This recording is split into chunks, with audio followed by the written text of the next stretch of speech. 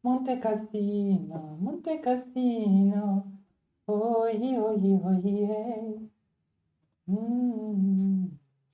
The internet is unstable. Hello,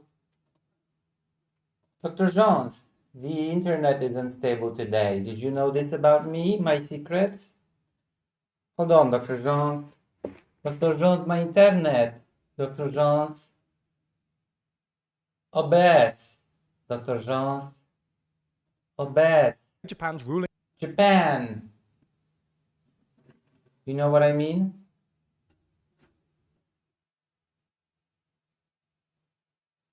You know what I mean, Dr. Jones? Dr. Jones. Dr. Jones. Dr. Jones. Dr. Jones. Dr. Jones. Dr. Jones. Wait, we're having a special guest today. Press like on the stream. Your internet is as stable as you, Lucy. Yeah. So that's a cute way of saying that it's not stable at all, okay? You're right, Dr. Jones. It is as stable as I am. And that is not good news. That is not good news, Dr. Jones. Hold on, I have to, I am live, Dr. Jones. I'm alive.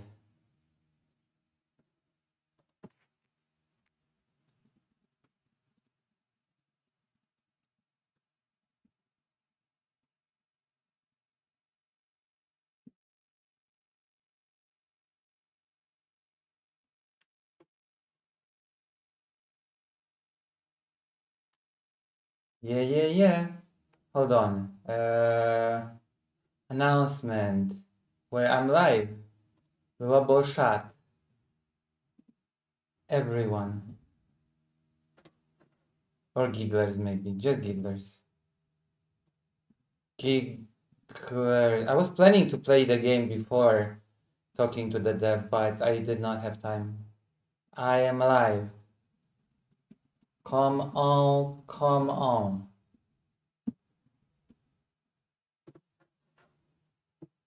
What else do I do? Oh yeah, President Sunday Nerds. They all game development, right? Do President Sunday Nerds love game development? Orbiters.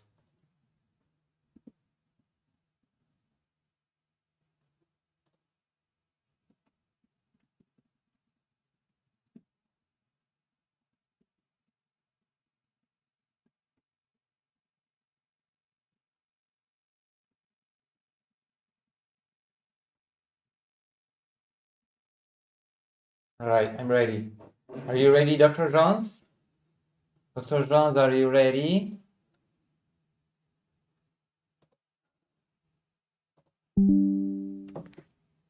Oh, reconnection successful. I think I lost you. I don't know why the internet is so bad right now. Sucky experience, okay? Do you know what I mean, Dr. Jones? Dr. Jones, Dr. Jones, Dr. Jones. Dr. Jones, Dr. Jones, Dr. Jones, Dr. Jones. Oh, OBS Studio reconnecting, disconnecting. So, fucky.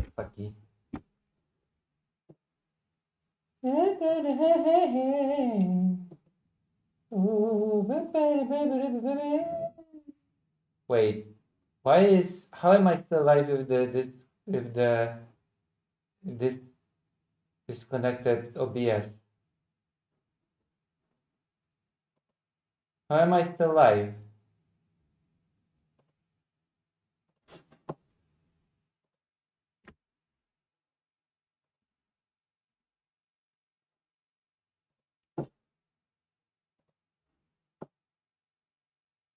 Am I still live? The OBS disconnected.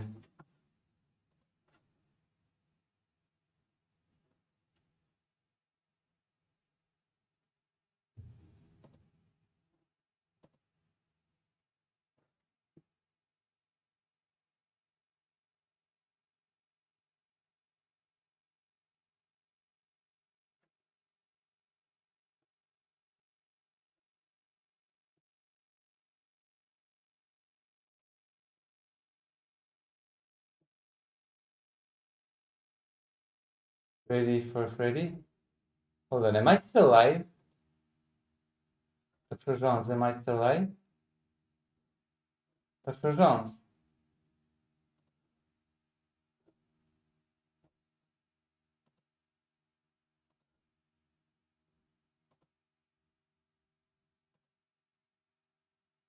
Uh,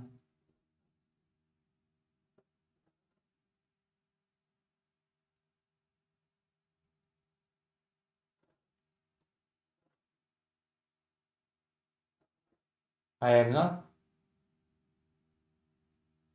I am not. How can I not be live?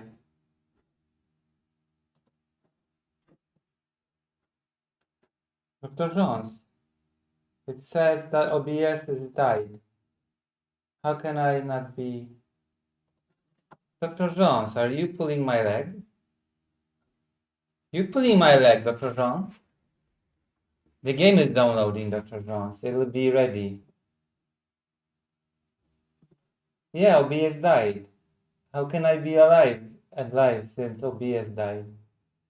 I don't understand. Dr. Jones? Do you understand it, Dr. Jones?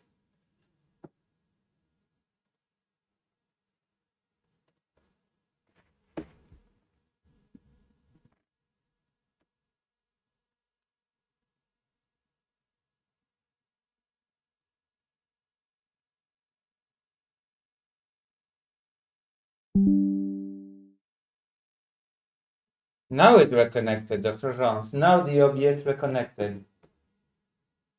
I don't get it. Dr. Jones, I don't understand. Dr. Jones, can you explain to me what is happening? What is wrong with you, Dr. Jones? Where are the people? Oh, it's disconnected again. What the fuck, Dr. Jones?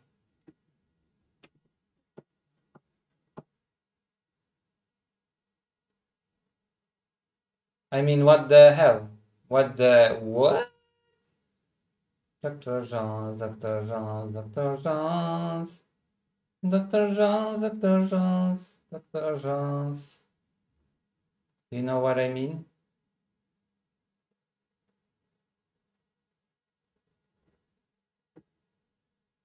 Hold on, being I hear, when the body and I hear,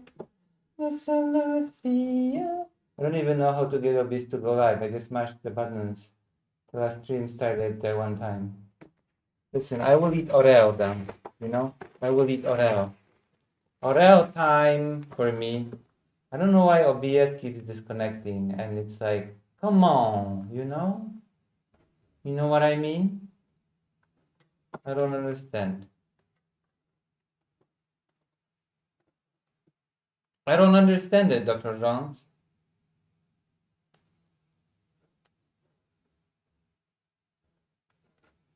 Dr. Jones? 30% of the game is installed. Hello, Convenient Estelle. How am I live if the OBS is... Oh, it reconnected successful. Estelle, it reconnected. It's hello. I'm waiting for my guest and I'm installing the game. Isn't that exciting, Estelle? Estelle, bring all of your friends, colleagues, okay? Bring your family. It's disconnected again. What the hell is going on tonight with the OBS? Should I reset OBS, Estelle? Estelle, do I reset OBS? Estelle, do I reset OBS? I don't understand. You know what I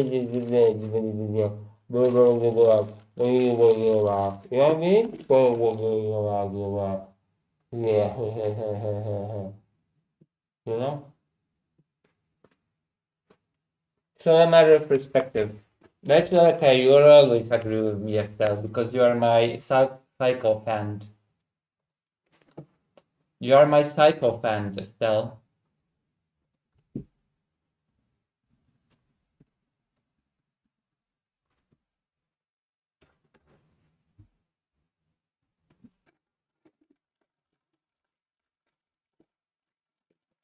I don't know.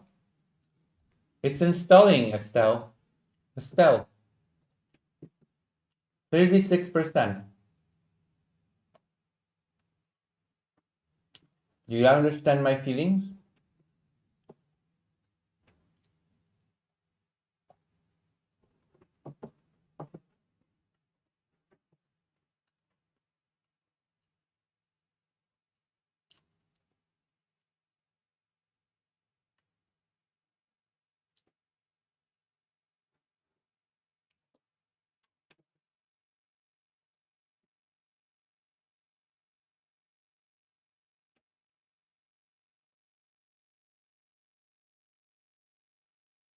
I have to draw the comic book, Estelle. But I don't have electricity. So I'm having trouble drawing my comic. How do you like my Patreon comic books, Estelle? Do you like them, Estelle? Am I still live? 40%. Now this is content. Lucy eating, watching black screen. It's pretty good. I know, right? You're on Patreon, right, Estelle? This is content. What do you want, Dr. Jones? You're here for me and my personality, not for something.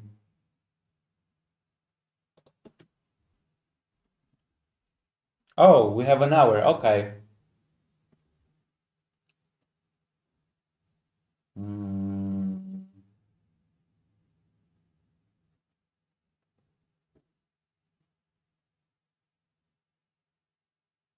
Hold on, I have to think.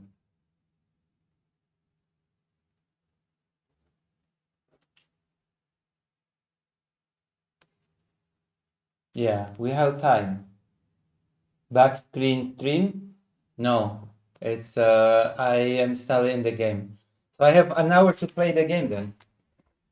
45% game install. Okay, I will show you something else in the meantime. Okay, hold on. I will show you something exciting. I hope. Kamala Harris. I mean, you know. What do I show you?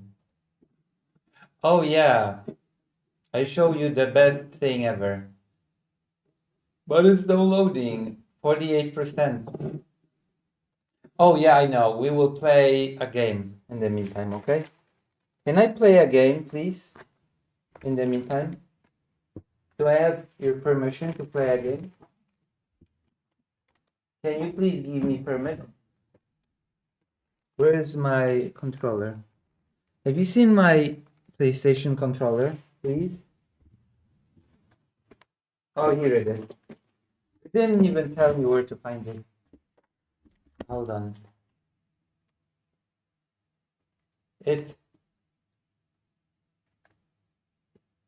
what is it, Dr. Jones? You are scolding me again over something that I did not even do. I didn't do it, Dr. Jones. I didn't do it. I did not hit her. I did not. Oh, hi, Mark. Oh, hi, Mark. Not allowed. What is not allowed?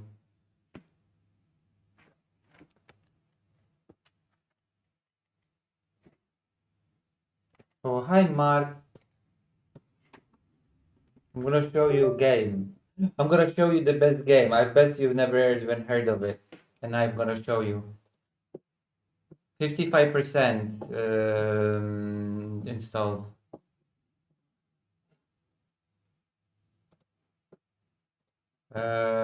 Where's PC blah blah blah? Okay, I'm show you best game. Have you ever heard of the game? I'm gonna show you the best game. Are you ready?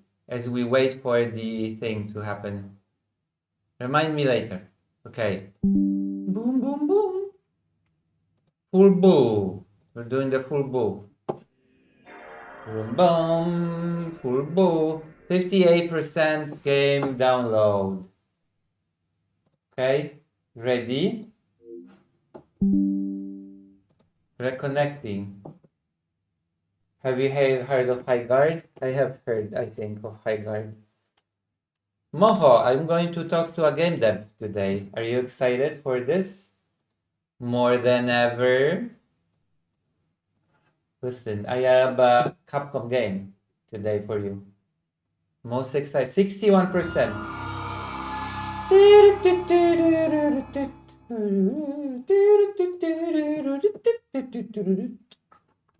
Maximo. Yes, there is. What do you mean there is no game? It's on screen. I can see it on screen. What do you mean there is no game? You're lying to me, Estelle.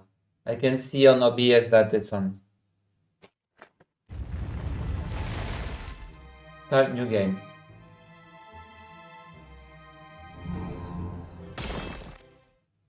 What part of the game do they dev? Oh no, it's not that. This is not the game. I'm gonna show you the actual game that the developer made is still downloading. It's a visual novel. I'm playing the game as the game is downloading.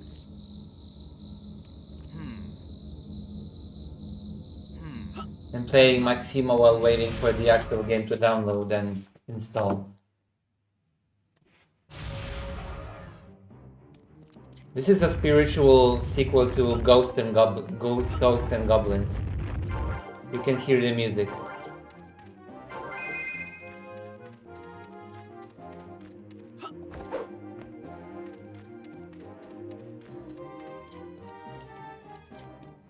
I bet you've never heard of this one, because you are all ignoramuses when it comes to video games.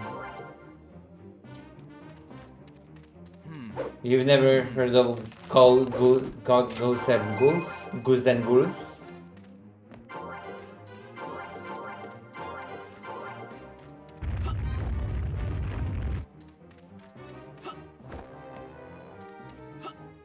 The famous Super Nintendo game? Yeah, this is a spiritual sequel to it. You even you get naked when you lose your armor, just like in that game.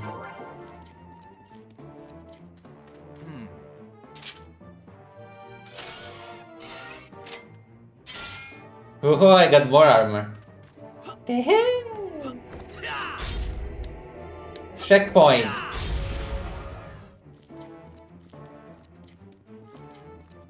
I cannot get naked because when I get naked I die easily. I don't want to die. I don't want to die.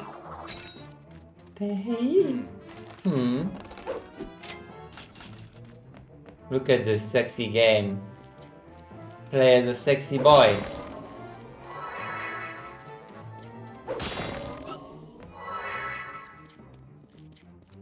Look at this. How did you like my conversation yesterday, by the way? Did you enjoy my conversation yesterday? Yeah, this is an early PlayStation 2 game.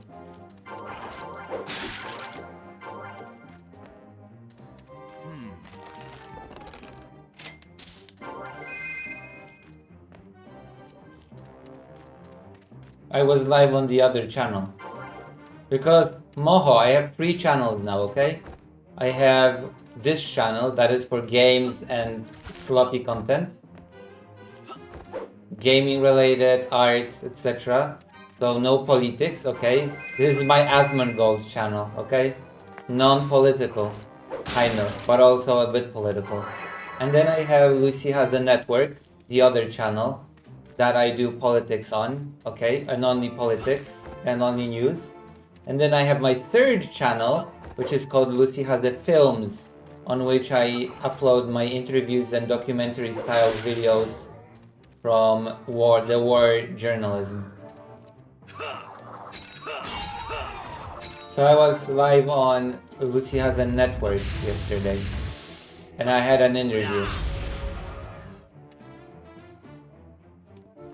Oh, why? Because it's algorithm. It's not confusing people as to the type of content, you know? It would be weird for me to be like, oh, hello, this is me playing a silly video game. By the way, my next video is an interview with a 9-year-old girl that had a third-degree burns from a fire when a drone struck her building, and she had 4 operations and is talking about her trauma regarding the war. But hey, check out my next video, which is me playing a cutesy game, you know? A little bit of jarring when it comes to, you know, the direction and oops.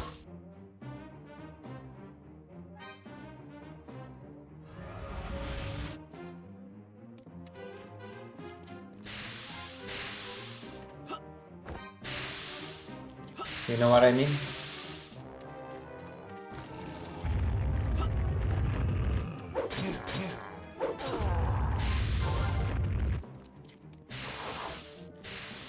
Also, I have a Patreon.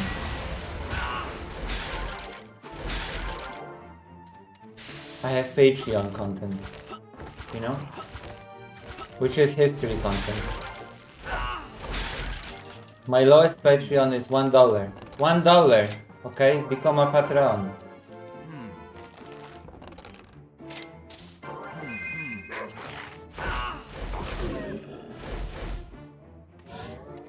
You know what I mean? You understand my feelings?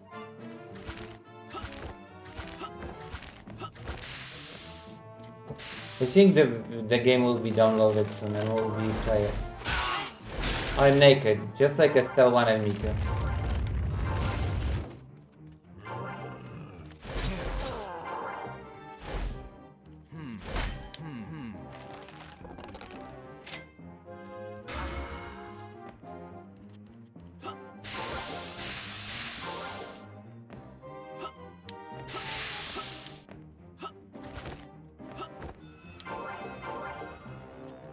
Yeah. I hope we can get some more people. For the interview. I feel like it's a nice... I'm getting more people to talk to. You know, I'm trying to get more people to do discussions. Apparently people like talking to me, apparently. You know? I'm a good interlocutor. I'm a good interlocutress. Hold on, I have to check something on my phone. You know what I mean? I don't have electricity.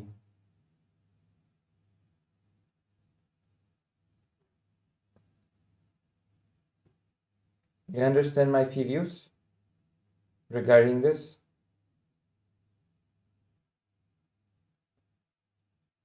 Let me check the status of the game. Is it downloaded? It's done. Okay, we're turning off the ghouls, okay? Close window, yes. Yeah, I want to turn it off because we're playing the game of the person that we will be interviewing. Oh, this game uses the controller. You understand my views?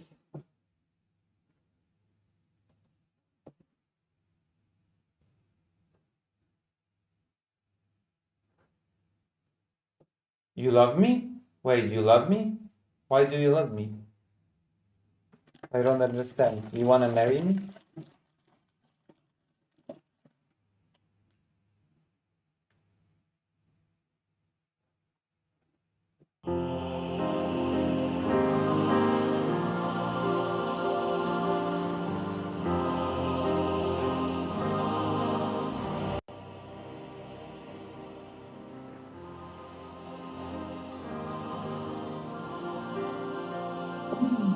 This is the game.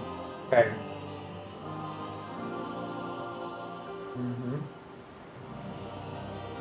Game capture. High tide. High tide.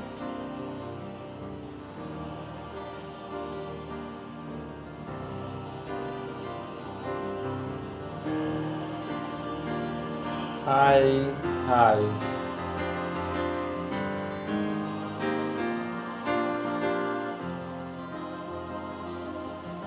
Is it gonna appear. Yeah, this is High Tide, the game. How do you like? Well, you cannot know. We're gonna play it for an hour until we have the interview. Alright, this is the game.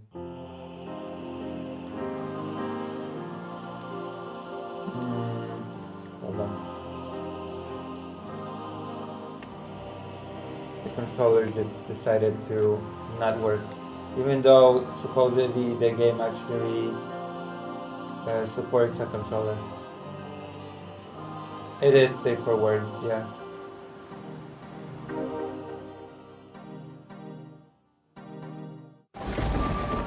A deafening crack of thunder jolts you back into the present. Harsh rain pours down onto the deck of the ship, completely soaking your clutches and hair. A flash of light from a coming roar of a faraway lightning bolt illuminates your face in the darkness of night, and you once more grab hold of the rope in front of you, pulling with all of your might. Yeah, my might. Leaping on the job again, what? A younger voice calls over the whistling wind. The man who the voice belongs to appears alongside you and clasping your back with a strong hand. Aren't you gonna help me? Typical guy, am I right? Typical guy. Heh. You doing alright? I could help you, but I will not. Typical man. Keep her steady now, not that I will help you again. You wish I helped you, but I will not help you. You heard him. Yeah, all you do is talk. What is this 33? Expedition 33? Is this a sequel? Look at this 33 number. Is this like a homage to Expedition 33? That's going to be my first question in the interview. Okay? Is the symbol on the person with the snake and 33 an homage to Expedition 33? The second part of the inseparable duo appears alongside the younger shipmate, grabbing hold of his shoulder and leaning over him like an oversized hood. They are gay. I can feel it in my bones. Also, both of them are not helping me, I'm noticing. You grunt in your effort to hold of the rope, burns from the rough material evident on your wet hands. Yeah, thanks guys. Thanks for just doing this weird thing instead of helping me. You guys are assholes. You know that? Aren't the younger boys meant to be doing the heavy lifting? There you go.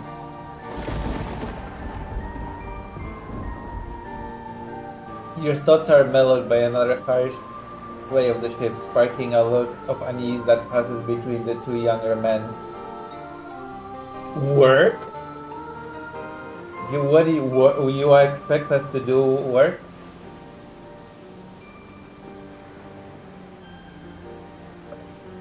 No way, Jose. Once they glance back your way, obviously in need of some assurance from a soldier with more experience, you give them a reassuring nod. Yeah, get your butt in gear. A German crewman barks an order in their direction. Guten Tag, guten Morgen. Freut mich. It seems enough to spur them into action, and you watch as they bolt away to their respective posts, yelling all the while for order. Something in the water catches your eye, a darkness more potent than that of the restless waves. You have no time at all to warn the others before the ship being knocked to the side by a colossal wave, something long and sharp rising on the of the water.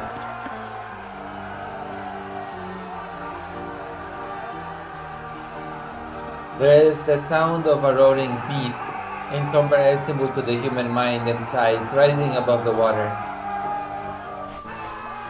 Dread washes over you before suddenly vanishing at the touch of a hand on your shoulder, calm and steady in the ensuing storm. Out of the corner of your eye, your captain studies the beast with steadfast confidence.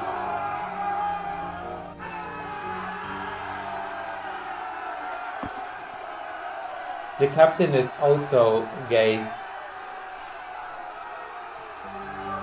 Maybe you can help wrangle the beast for the others to get a good shot. What do I say? Oh. The rock tips of your grasp, but you manage to catch her again just in time. Thankfully for you, Lemmy and Kostya are finally pulling their weight and the keeping of the creature in place. Mikhail speaks one word, loud enough for the entire crew to hear you. Brace yourself knowing exactly what to come. If only the controller actually worked. You know?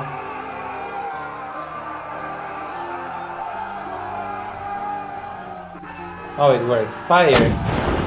There is a battle cry. Men firing cannot cannon shots into bigger and stronger than any they have known, let alone facade. Yet there is a cool, calm confidence radiating from the ship. When more than a few holes are ripped through the creature's slimy skin, cries of exertion are replaced by those of victory and cheer, and it takes only a few more moments for the rest of the beast to sink beneath the waves. No, it's actually my fault, because the cable is not working sometimes. Now the controller is working. I'm not gonna complain about my cable to the developer of the game. It's certainly not dead, but deterred enough to let you sail in peace. This particular creature certainly won't be bothering your crew again. Maybe. Not unless it wants another barrage of shrapnel and the pain that comes with it. Mikhail, captain of the 33rd Expedition, fleet of the Komitet. But as you know him, sound leader and good friend once again squeezes your shoulder. You touch me too much, Mikhail. Nice work, my friend. Are you sure that thing will leave us alone now? It's all thanks to your lead. How do I select? Oh, the controller died again, so of course I cannot, select anything. How do I select with the controller? How do I do anything? Okay, I have to do the mouse. Are you sure that it's all thanks to your lead? Thanks, but make sure you keep those two other knuckleheads in check next time. Thanks, but don't touch me. Thank you, boss. Mikhail gives a small shy chuckle. Oh,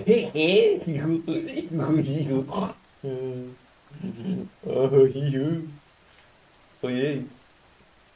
He's never known how to react to proper compliments. Does that mean that he knows how to react to improper compliments? You think it's part of what makes your captain a reliable and candid leader.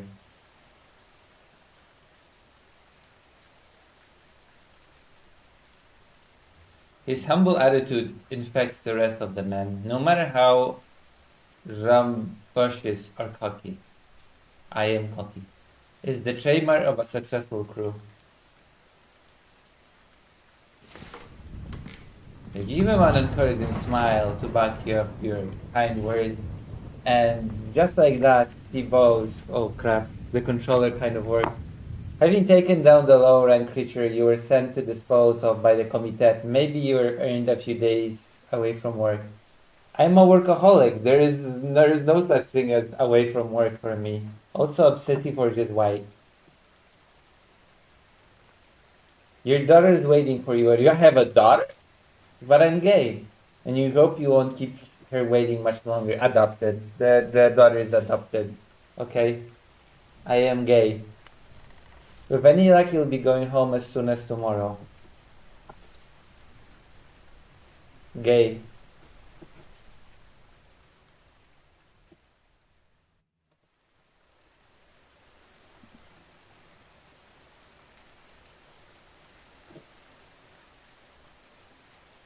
But for now, you should really get some rest. The pelting of rain quiets down for a moment, allowing a blissful reprieve from the deafening thunder of 100 droplets meeting flesh and clutch. You feel a yawn coming on, and without much hesitation, your sore hands unclump from the rope you'd been hanging on to like a lifeline. Wandering away from the ship's edge, you shuffle along sodden wooden planks and through the door to the sleeping quarters below deck. You hear the bustle of other fatigued men piling into hammock-filled passé, each taking their own with snarky remarks and light-hearted jokes thrown about as they get comfortable. You don't even jump at the sound of another commotion as Lemmy and Costia enter the room, once again fighting over which hammock they'll get to sleep in. They will sleep in the same hammock. It's not a matter of fighting. You have half a mind to drag them to opposite sides of the sleeping quarters, but the lethargy in your bonnets convinces you otherwise. You collapse into your own bed, not that it is anywhere close to a proper place to rest. It's comfortable enough for you. Anyone have an extra blanket?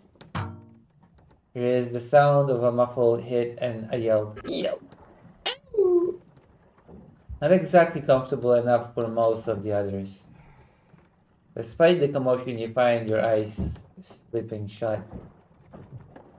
The peaceful rocking of the ship slowly lulls you to sleep. Many people throw up from that, rocking. It's called having motion sickness. A groaning wooden plank jolts you from a dreamless slumber. There is no such thing as a dreamless slumber. We just don't remember our dreams. Rubbing the sleep from your eyes, you stretch tiredly before running in your hammock, observing the doorway to the sleeping quarters with half-closed eyes. A dull thud catches your attention. Frowning, you strain your ears. It comes again, definitely from the deck. You debate whether or not it's worth going up to check. You really do need to sleep, but maybe it's one of your crew. But then again, maybe it isn't. What the hell is wrong with my eye? Go up the deck. With the rebellious sound, you lower your feet to the sodden floor and creep past your bunkmates, their snores weaving together like some ragged midnight opera. You keep a sharp eye on the doorway, waiting for some horrific thing to pop up on the other side. Nothing comes. At the exit, you steal a glance behind you, then slip silently up by the staircase towards the deck. You push the last door open through gritted teeth, exulting in relief as the dry night air wraps around you. It seems the storm has passed you by for now. Despite this, it is still eerily dark. The full moon shines brightly on your soleil figure, casting a lengthy shadow that follows your every step. You think for a moment you're completely alone. The dark figure in your peripheral catches your eye. Interesting haircut. Snapping your head in the direction of a shadow half bent overboard, you begin to approach. It seems to take notice of you right away, raising what looks like a demented tentacle in your direction before backing away. A demented tentacle? Like a tentacle that has dementia? You freeze in place without realizing it, and it suddenly turns and slithers into the dark doorway leading to the captain's quarters. Your body snaps back into action and you bolt after it.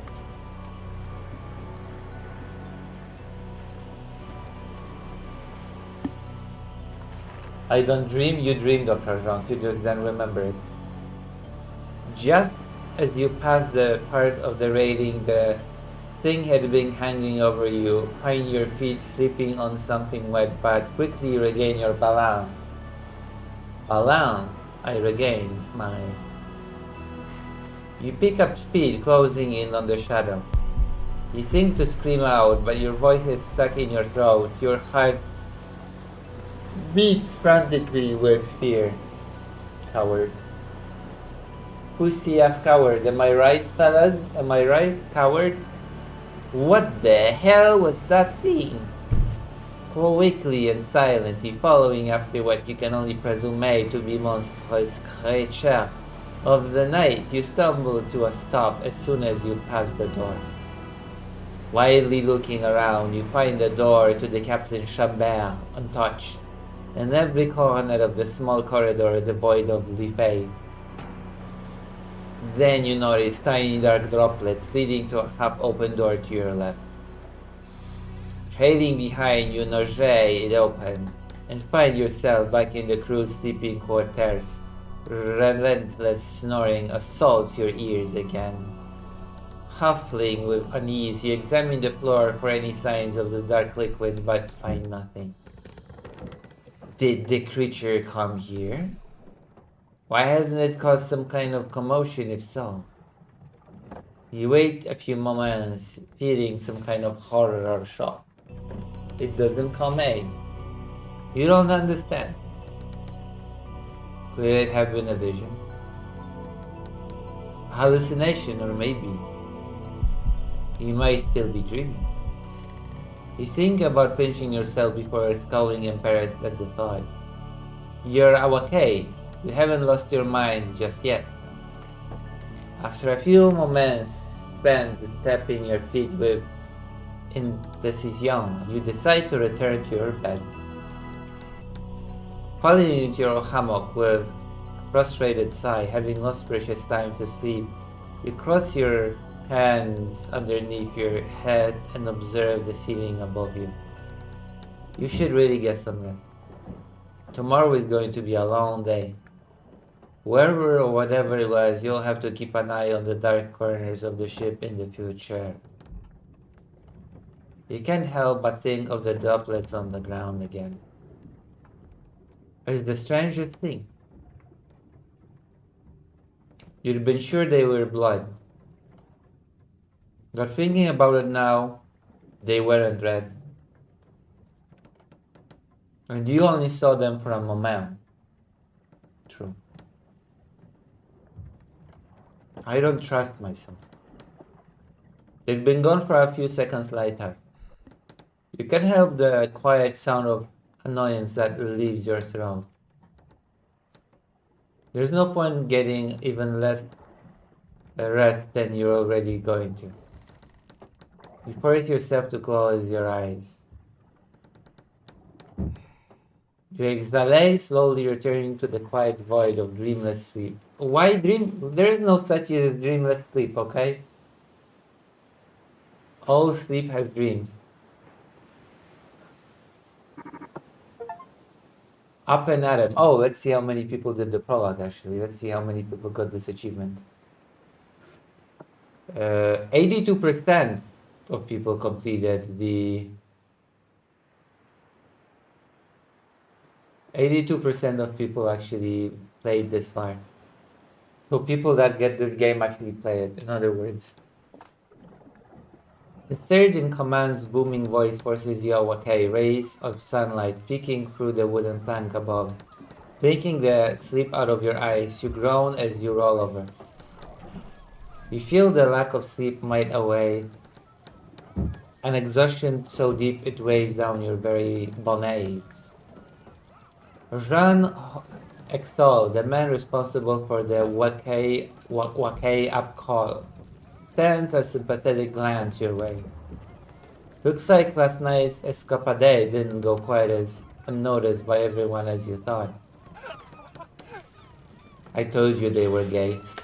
Shuffling past the other crewmen, grumbling unhappily to themselves, you immediately head for the Starcasse to the deck.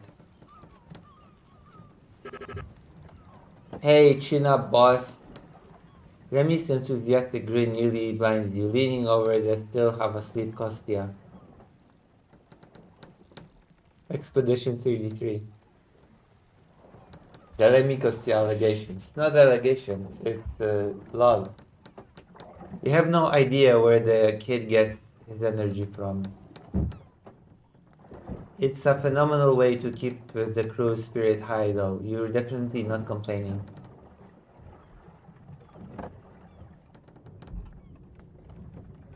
You only wish he'd stop collecting samples from every location you visit. Expedition 33 reference. Your men still complain about sleeping on wet rock he'd collected from your last mission.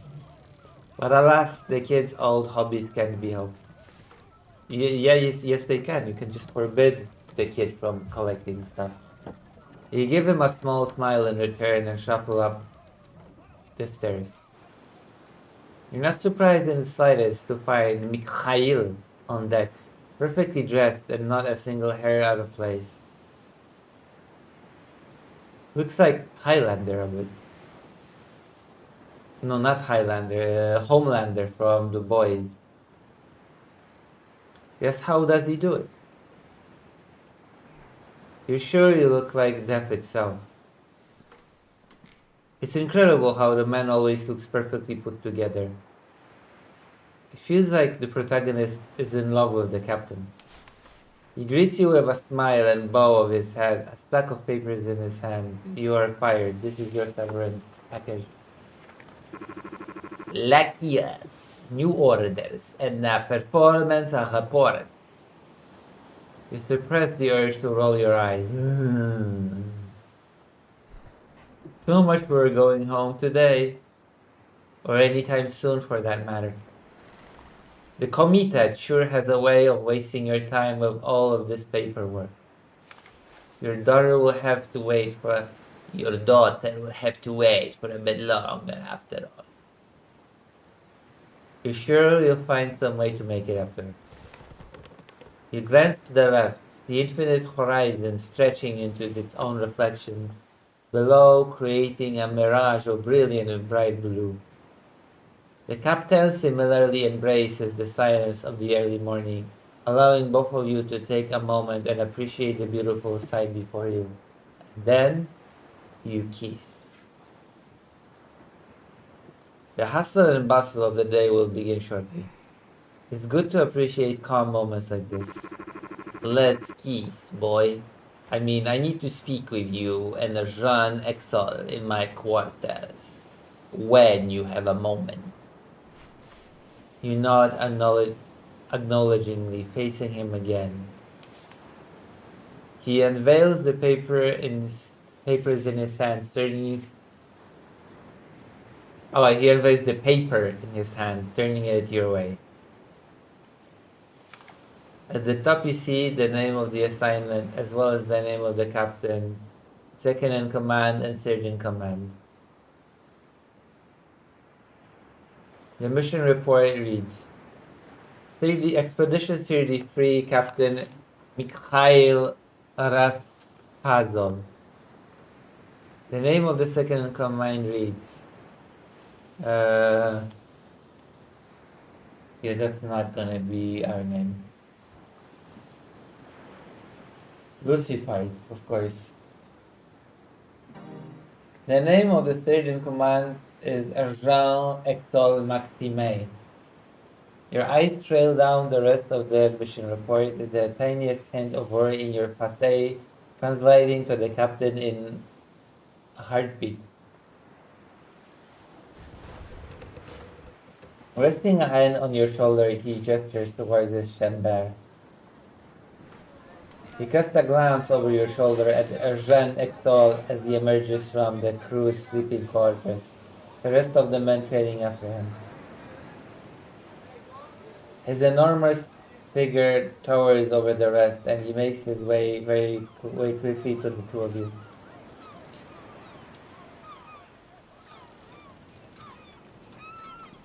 The loud yells of crewmen are eventually drowned out by the time you reach the captain's quarters. Your eyes trace the ground for any sign of the dark liquid from earlier, but find nothing. Yeah, it dried up by now, no? Of course. Why would you hope to find it? Why? What were you hoping to find? You pervert.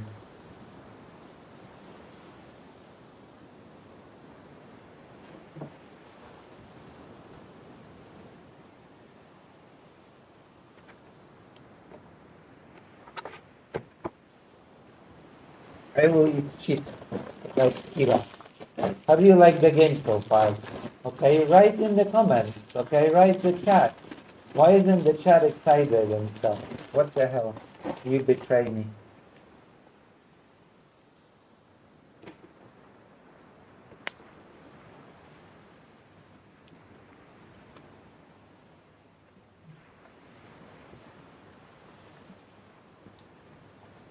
I play the best sailor game for you and you don't appreciate.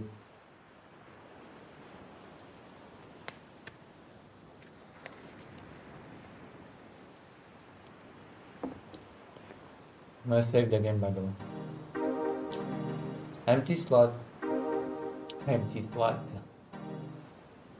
I'm a pervert.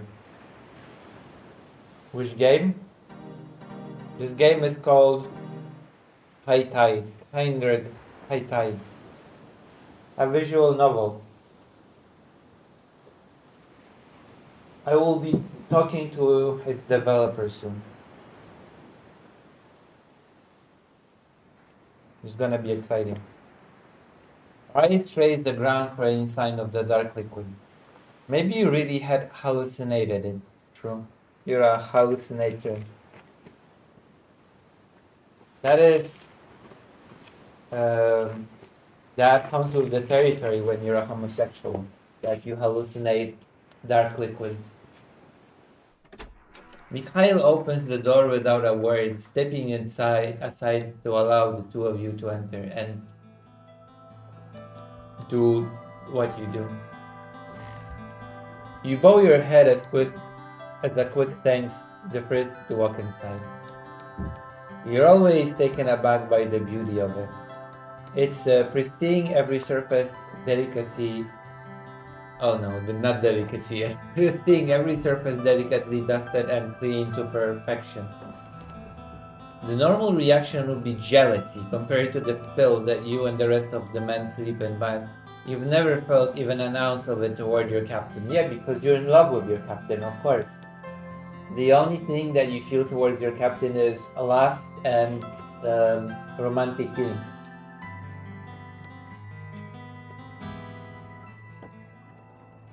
Mikhail has offered his quarters to you and Jean Excel more than a few times. Not to mention the sick or injured whenever they need a cleaner place to sleep. You know that had he not been required to attend to the beacon in this room, he would have gladly stepped alongside the rest of you, especially with you, right? You make way for the other two, linking your hands behind your back. You prepare yourself for the heavy conversation you know you're about to have. Hey, what heavy conversation? Am I pregnant? The orders you received are concerning, to say the least. Lucifer, Renexor, thank you for meeting with me on this fine morning. You both give your respective nods. It's difficult to loosen up and unlink your hands from behind your back. Your rigorous training having instilled in you a constant sense of vigilance around your superiors. You remind yourself that you're not afraid of Mikhail. He doesn't punish his men for minuscule errors. He does not punish them even when they really mess up, as long as their intentions are good. It also bothers your captain when you put him on a pedestal. Of course, you are equal partners, you know? Don't put on the pedestal, you are equal partners. Oh.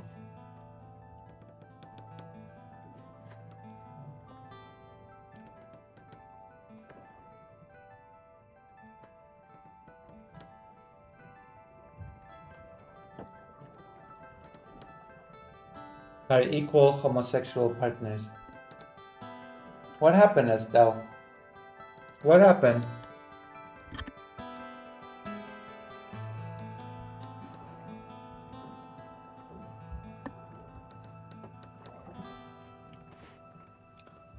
You don't need committed training to be willing to lay down your life for him. Of course, you have your love. You have your homosexual romance.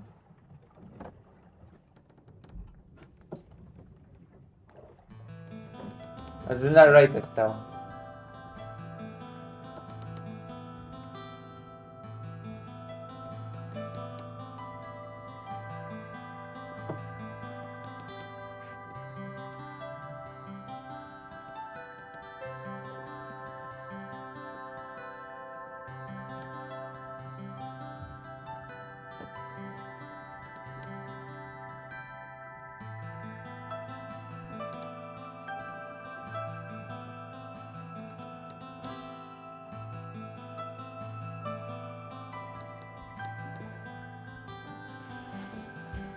He just deserves that kind of loyalty because of love. Love breeds loyalty, I think. The blonde captain with the sexy face. So you move your hands to your side, but ensure you are giving him your full attention. The orders we received are, to be frank, unusual. I'd like to discuss with you two our next course of action. I didn't get a chance to see the report. Mikhail's eyes widened for a split moment, as if genuinely surprised. No way. Then, just as quickly as his shock had come, it is gone. He immediately hands the document to the Frenchman. Oh! My apologies. Here you are. That's odd. Mikhail would have usually shared a copy with the two of you by now. He's not usually one to keep you out of the loop. Definitely not intentionally. Wait a minute. He may look completely put together physically, but you curse yourself for not noticing sooner. He looks tired, troubled. He looks gay. He looks like a homosexual boy. Perhaps something is on his mind. Yes, you are on his mind. You've got something on your mind too. But with a bigger problem at hand, mission report, and with how little you've slept in the last few days, you just have to chalk it up to a trick of your mind and pray that you're right. Unless something else proves otherwise. Once Jean Ezdol has glanced over the document, he hands it back with a subtle purse of his lips. Truly unacceptable reaction to the news you've gotten. Right. It seems we've received a briefing of an anomaly in these waters. There is a rather high chance that it may be categorized as SO3, or in other words, a potential subject. You and Renexol exchange a grimace, locking eyes for a moment at the word. No way. We've unfortunately been tasked with investigating it. Are there any other committed vessels in the area? I asked with my specific tone of voice. Renexol, to his credit, is able to let you finish the sentence before he jumps in rather heatedly. This is a rather unusual excursion for our men. We are usually tasked with investigating more well-known anomalies and not running blindly into the unknown. Captain, are we sure this is safe for work? Yeah, it's full of subtle homosexual, you know, context, but it's safe for work, I think. Even if it has a lot of homoerotic energy. Mikhail gives the barest sigh. It would seem the responsibility lies solely with us. An unwelcome pang of resentment toward the Comité twists you in your chest at the stress they've placed upon your friend.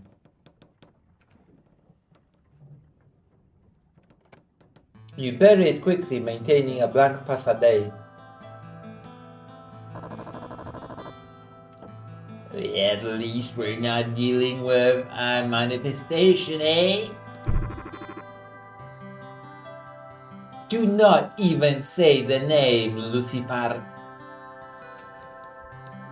That gets a soft snort out of the Frenchman. You feel a touch of pride for lightening the mood.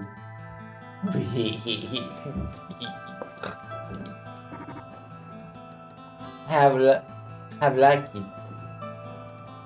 A manifestation would be an absolute nightmare. Your mind returns to the real problem at hand. May we get a short debrief on this anomaly? We should rescue a perimeter surrounding the anomaly. It's not our first rodeo, right, Captain? It is not our first rodeo. So what should I choose? Tell me what to choose, okay?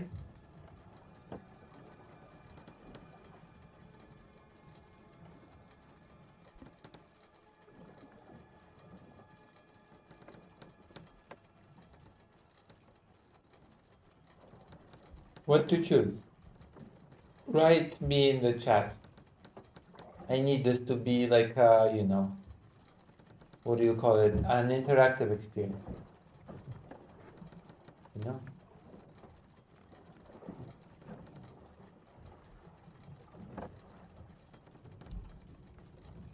Nobody?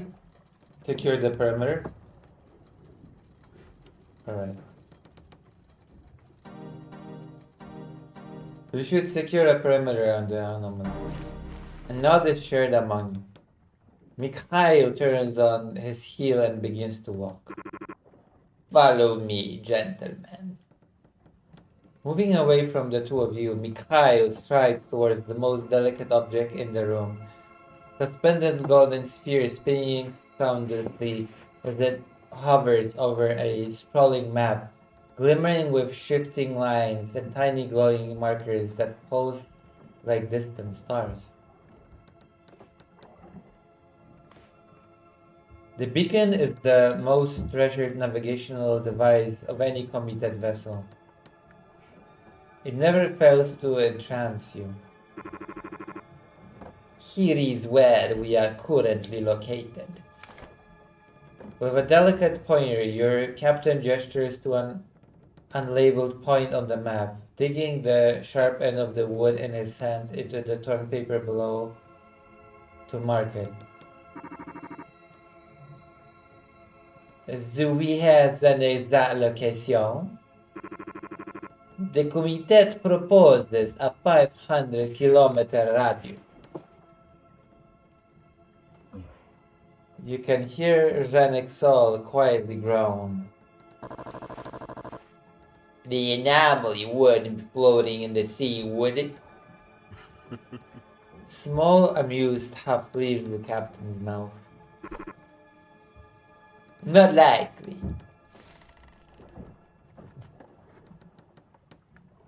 Jean Exol perks up at that. Hello. What Vercast? Killer gameplay peak detected, it's true. Jean Exol. The lad leaves only a few places to look in that area. I'm trying to do the correct accents, okay? Mikhail is Eastern European, so I am giving him an Eastern European accent because I'm Polish, so it's allowed for me to do so. Correct.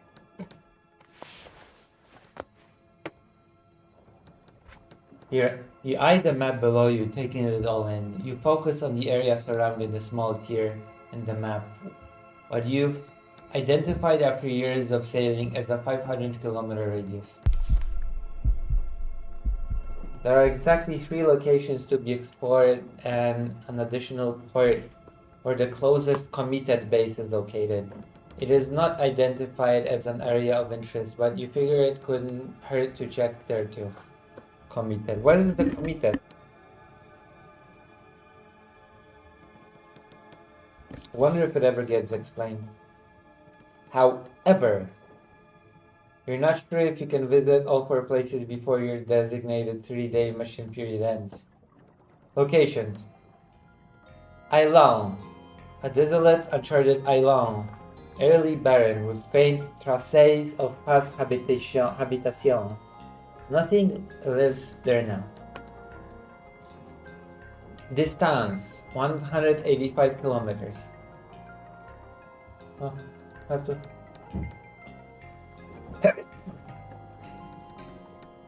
Oh, it's time. I'm gonna save the game just in case. Alright.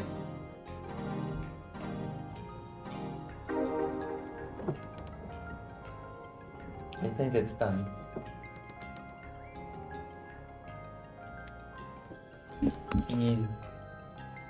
Is it time?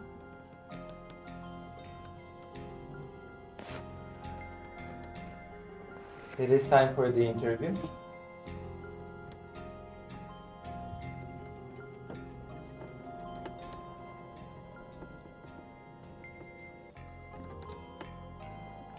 Thank God there's no bombing right now. We are bomb free. Hold on. Where's the phone?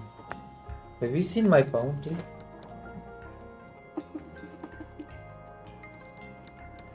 Okay, I will call now. Hold on, I will make the game a little bit quieter. But I must find the phone first. Hold on. Oh, here it is. Okay. 9 p.m. So I will call in a moment. Notice. Just have to check something. What would I like to check?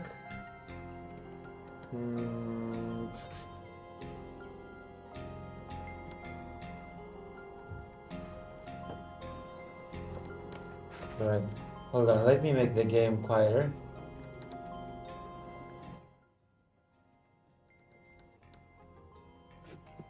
And calm.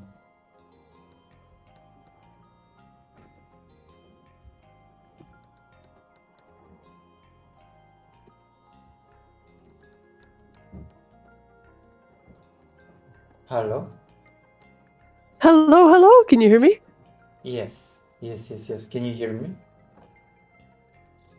Yes, I can hear you. Perfect. I will pop up the... How do I pop out the conversation?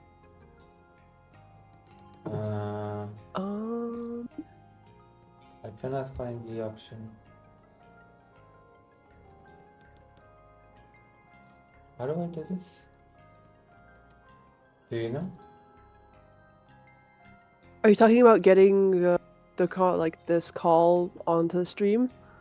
On like a separate window on Discord. Oh, I'm not sure. How do I... There has to be a way. Because I wanna kind of... You know what I mean? Yeah.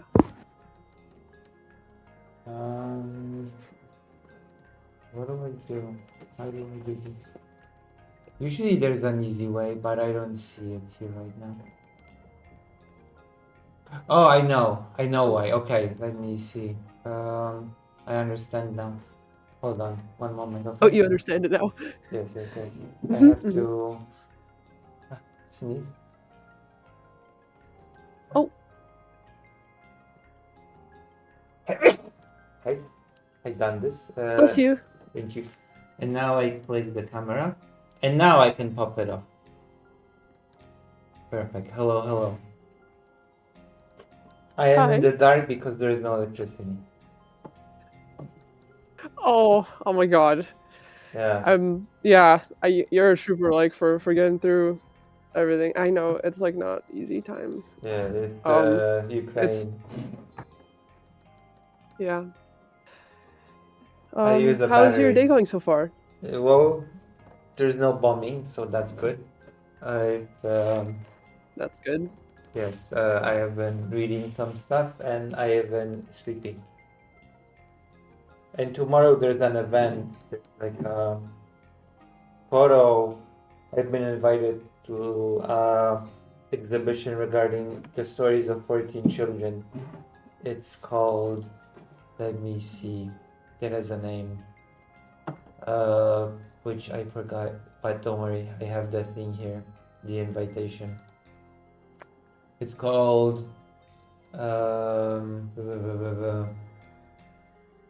transformation rather than brokenness.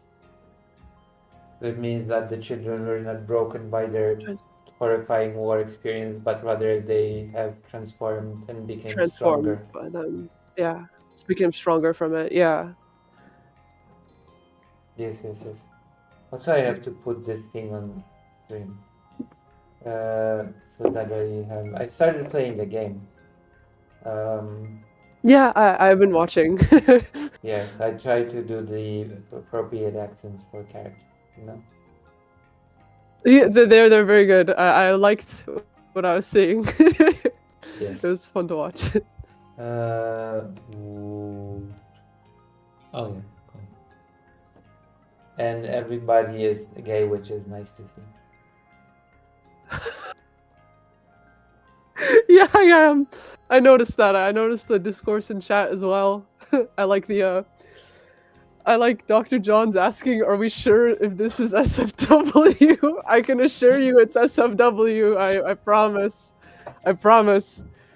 Although, yeah, as another friend of mine said, there might be secret gay endings. You don't know. We'll just have to see. Gay ending? Uh, Is the protagonist in love with the captain, just as I predict? We'll just have to see, I guess. Yeah.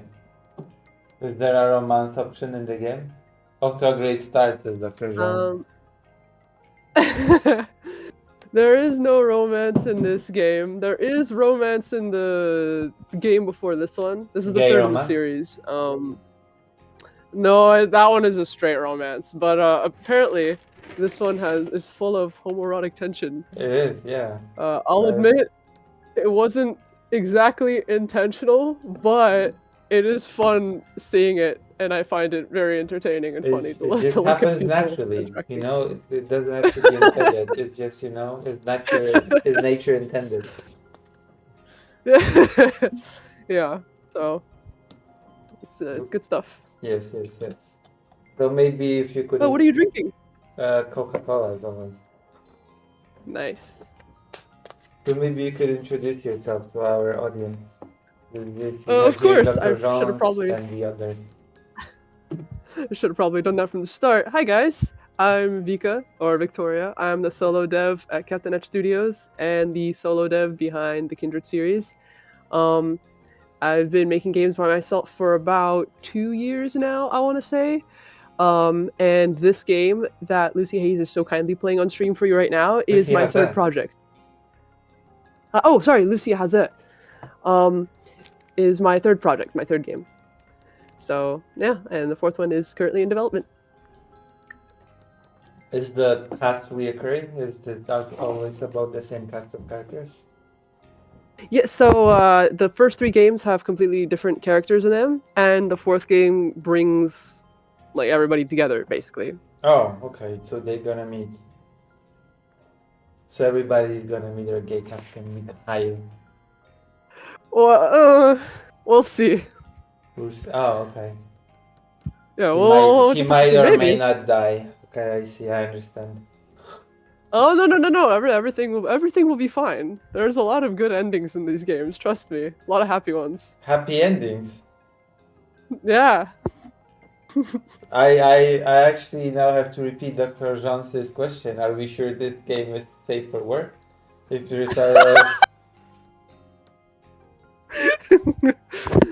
Well, thankfully, or not thankfully, it might be disappointing, but it's not quite that happy ending. okay. If you know what I'm saying. Yes, because you said it's full of happy endings, so I guess I thought you know.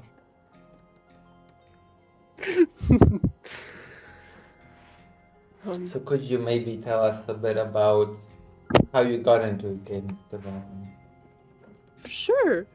So, I used to do a lot of art. I actually used to be a film kid, and I basically tried a bunch of different mediums. Like I would write, I would make movies, I would draw. At some point, like I wanted to do a comic, and I Animation? realized that like animation.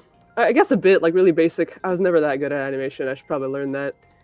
Um, but I realized that all of these different mediums like don't really capture what I want to do. Games are awesome Yeah. because they let players influence them, right? Like they give players Yeah. agency, and on top of that, you can have like a giant branching story. And the best way to do that is through a game. I know that there's like movies and books that are starting to implement that, but games are just the most fun. You know what I Yeah. mean? I It mean, just takes books, everything together. you had the choose your own adventure books for a long time, right? You had those. Yeah, If you want to those open can do the, that. yeah, if you want to open the chest, go to page something something. Yeah, exactly. So games make that easy, right? You just click a Yeah. button and boom, you're somewhere else with a bunch of visuals and a bunch of sound effects and a bunch of things happening, and it's Yeah, like I do really like fun. the visual design for this game. And the sounds Oh, that you can hear, the cracking and etc. With the music, yeah, that yeah. is nice. It's like some of the most fun part, making like a really atmospheric setting, Yeah. and immersing the player in the environment. So basically, at some point, I thought that games might be a fun medium, and that's what I went to college for. So my major was in art and game design. And yeah, from there it was just kind of history. So can you tell me about do you do everything alone from music to graphics to sound effects? So yeah, for these games, I do pretty much everything by myself. I do the art, I do the UI, I do the music, I like find and like mix up the sound effects. I did the writing, obviously. I have help with playtesting. That's pretty much it, and a little bit of translation. But everything else is Translation. yours truly. Translation into this game is more than one language. Yeah, this game is in English and in Russian. I'm thinking to maybe Russian. do other languages. Yeah, Why but Russian? those would be that's the only other language I'm fluent in. Oh, okay. Um, so tell me a bit about the development cycle. Sure. So all three of the games I've made have had varying cycles, mostly just because I was learning as I was going, and because um, they're different sizes, and it took me different like amount of time to work on them. So I guess I'll just talk about this one. Uh, the way that I usually start, I start with a prototype, which is a basic, just a written version of the game in Twine. So I do nothing but just write the whole thing in Twine, all the different things that could happen, and I send it out to people. And those people fill out a form and tell me whether or not they think the story is interesting. If they were confused about anything, if the writing was weird, if they found any typos or whatever. So it's basically the first pass of the story that is just in written form. And once I get, I guess, approval on that, I go straight to drawing and storyboarding. The drawing process is the most intensive and by far the longest. Like we're talking more than half. a lot of the time 60-70% of the time that I spend working on these games is just drawing, Yeah, like just drawing day in day out from morning till night. Yeah, right. like to Yeah, give you an example, yesterday I spent like 9-10 hours drawing. right. um I do like and drawing. while I'm working on the while I'm working on the art, whenever I get like a burst of inspiration or whatever, I'll sit down, I'll make some music. I try not to leave all of it for last because, with music, it's kind of like a thing that just happens throughout the process. Sometimes I'll think of music before I've finished writing the story. Sometimes I'll think of a track after everything is already implemented and I'm just missing like a piece of music in one scene. I'm like, what could I do there? And I go and I sit on the piano and I start like, The game does have nice music. It's playing right now, actually, from the interview. oh, thank you. Um, I appreciate all of your kind words. It's really cool having people judge your work and actually like it. Um, Yeah, and then I am a sucker for sound effects. I do appreciate the creaking of the ship, etc. As you click through the dialogue, you know? It adds yeah, to the thing. Yeah, yeah. I'm enjoying the game so far, even, you know. I'm really glad. So again, like for the pipeline, we've got the writing, then the art slash music slash UI slash everything phase, and then I try to have the game done like at least a month in advance before I'm like meant to release it, so I can send it out to people, so I can get through any like bugs, to see if there's weird like scenes that like people don't really understand, um, and maybe like add a few extra things. Playtesting really helped with this game in particular. I sent it out to like 3 times more people than the previous 2 games. Like I got a lot of player feedback and I changed a lot of things based on that feedback. Hmm. So it was I'm glad that I did that. And yeah, after that, that's pretty much it. That's how the game comes out. The game does have. How long does it take to beat the game? It takes about, if you're a fast reader, like 45 minutes. If you're not, about like an hour. Or yeah, about an hour. One playthrough, right? But that's several endings. Yeah, for So, one playthrough. If you want to get more than that, it'll probably take you like a couple of hours. so how many endings does the game have, or should I not ask that question? Oh no, you can ask the question. It has 5 endings. So 5 hours With at one least. of I wouldn't really say that because there are parts of the game. So the game starts from one spot and then branches out, right? Yeah. So there are going to be parts throughout the playthroughs that you're seeing like for a second time, even though you can choose different things. So for example, if we're going down a path and that path branches, on a first playthrough you might do this one, and on the second you might do this one. But then subsequently, since there's only 2 paths, you would be choosing one or the other, and you would have seen that. But the further you get, the more branches there are, the more you haven't seen yet. Yeah. So it wouldn't be 5 hours, but it would still be like extra time and new info. No, at least a couple hours, I'd say, to 100% the Is there game. like a mechanism, like, you know, the game Detroit Becoming Human? Oh, I love that game. Okay, yeah. Yeah, so it has like this little tree-like thing where you can see which At the end of each route, chapter, right? yeah, which route you Yeah. took and which routes are still kind of locked and available. Is there a thing like that in the game? There actually isn't. Do you think? I'm thinking just like these games aren't big enough for that, No, I but think maybe it's I a good think idea. people would like that because it kind of makes easy to track kind of what ending you have, what kind of things you still have to unlock, you know. I'm gonna write that down actually. Yeah, I like to have that in games. Yeah, it certainly makes it easier to see what you haven't done yet. Yeah. And what else? I think so. So, what kind of gameplay elements do you like to introduce into the games? Because I know there's reading and there's dialogue choices. I've already made a few dialogue choices.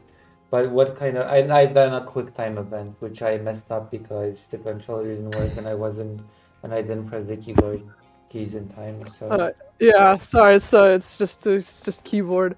So in terms of mechanics, I did a lot more with this game. With the first two, the first one doesn't have like any. It's just straight visual novel, just reading and making choices. With the second one, I had like one little mini game that you could play. Um, for those that have played it, you can. I'm pretty sure you can tell what that was. For this game, I really wanted to add more things, so I added QTEs in multiple places. Like you're gonna see them. Well, I won't say so that you can play and see them, yeah, but yeah, yeah, yeah. there are QTEs in certain locations and certain parts of the game, and other interactive elements. One of which that you're actually gonna get to soon. It's a cool UI screen that I made that I think is pretty cool. Everybody that sees it goes, "Oh wow, this looks interesting." So I hope to do more of that in the fourth game. Yeah. And there's another like little mini game that happens if you go down a certain path in this game. Right. Um, Have you so played this game Phoenix has Wright? more interactive elements. Hmm? Have you ever played Phoenix Wright? I have not, but I've seen a lot of clips, and I know a lot of friends that are really into it. Yeah. Have you considered incorporating picking up items and choosing items to use in various parts of the game? I An have. I actually inventory. have considered that. Um, I think the only reason I didn't implement it in these games is because I couldn't really. When I was writing it, I Yeah. didn't really get to a point where the player would like have to use them. But I do want to do something like that in the fourth game if I can. Yeah. So an inventory system has definitely crossed my mind. I just haven't like seen the point of using it yet. Oh, like for example, when you have um, the ooze that the character sees at the beginning of the game, if you could like take a sample, then you'd show it to everybody and they would react to it in different ways. That could be like, for example, of a, you know? Yeah, that's actually true.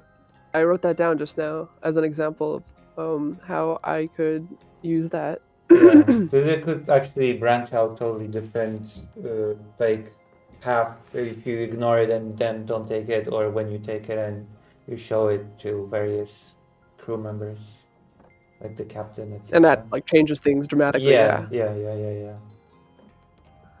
Could be interesting. Or if you have a weapon or don't have a weapon, you know? To defend yourself from Yeah. unforeseen threats. Yeah, like a sword. The captain has a sword. I has that. Visual novel. I've only played a few visual. What made you choose this particular genre? That's a good question. Is it okay if I answer like why horror and why visual novel? Yeah. So for horror, I think the answer is mostly just because it's always been my favorite genre. I mean, I grew up as a kid watching people play horror games and like reading up the lore of all like horror games and Which watching horror horror games? movies and being really into that. Which horror games you said? Yeah. Okay, so for example, Amnesia was like a huge thing back in the day. I was really into that. Yeah. Outlast, really, really into that. There's definitely more. I really like the like Ebe and Mad Father, those games as well. They're a little like less horror, but they're still got like really creepy vibes. Just yeah, I love this genre. And in terms of visual novel, to be completely honest, I haven't played many visual novels. I didn't choose this format because I have played a bunch of those games and really like this What genre? genre. Oh god, literally everything. I mean, You're not yeah. an enemy of Japanese RPGs, are you? No, I'm not an enemy of that whatsoever. I'll play anything. I'm You know currently in the Suikoden? middle of. Do you know Suikoden? How do you say it? Suikoden. Mm-mm. You don't know Suikoden? I'll write it in the chat. Yeah, please write it. I wanna check it out after. So Genso Suikoden. oh, thank you. Yeah. Yeah, the reason that I chose visual novels is because, well, A, I've been drawing for most of my life. B, I've been writing for most of my life, and I'm also not great at coding. So, Oh, I've been it's like one of the easier things to do I've been coding drawing for wise. the most of my life as well. Yeah. I just thought that like this medium would be the easiest for me to get into because again, like I know pretty much everything. All I have to do is learn a bit of Python, and that wasn't too difficult. Right. Yeah. And I think over time, I developed like a respect and a love for visual novels. Like I don't think I, I feel like I'm a lot more open to playing them now than I was when I first started because I didn't like really understand what a visual novel was at first, and then I made one, and I was like, oh, and suddenly I gained a lot of like respect for it. So, have you decided to play any visual novels moving forward? I mean, the obvious one is Ace Attorney. That one I should probably play. Yeah. That's like number one on my list. That's number one on my list. Yeah. I played a visual apparently- novel on stream, the KFC one. The KFC one? Yeah. How have I not heard of this? What? I'm writing this down. It's a visual novel about a girl that enters school and is in a cooking school with Colonel I love you, Colonel Sanders. Yeah. That's amazing. Yeah. Okay, well, this is also going on my list of things to check out. Wow, that's definitely something. Really. And there are all those Japanese romance visual novels. Oh yeah. I searched up a couple. Apparently, there's like, apparently Danganronpa is also like a visual. They've got multiple visual novel games for that. Do you know anything about that? I haven't played super many visual novels myself. Yeah, what is the, I mean, I don't know which. What is the genre that you've played the most of games?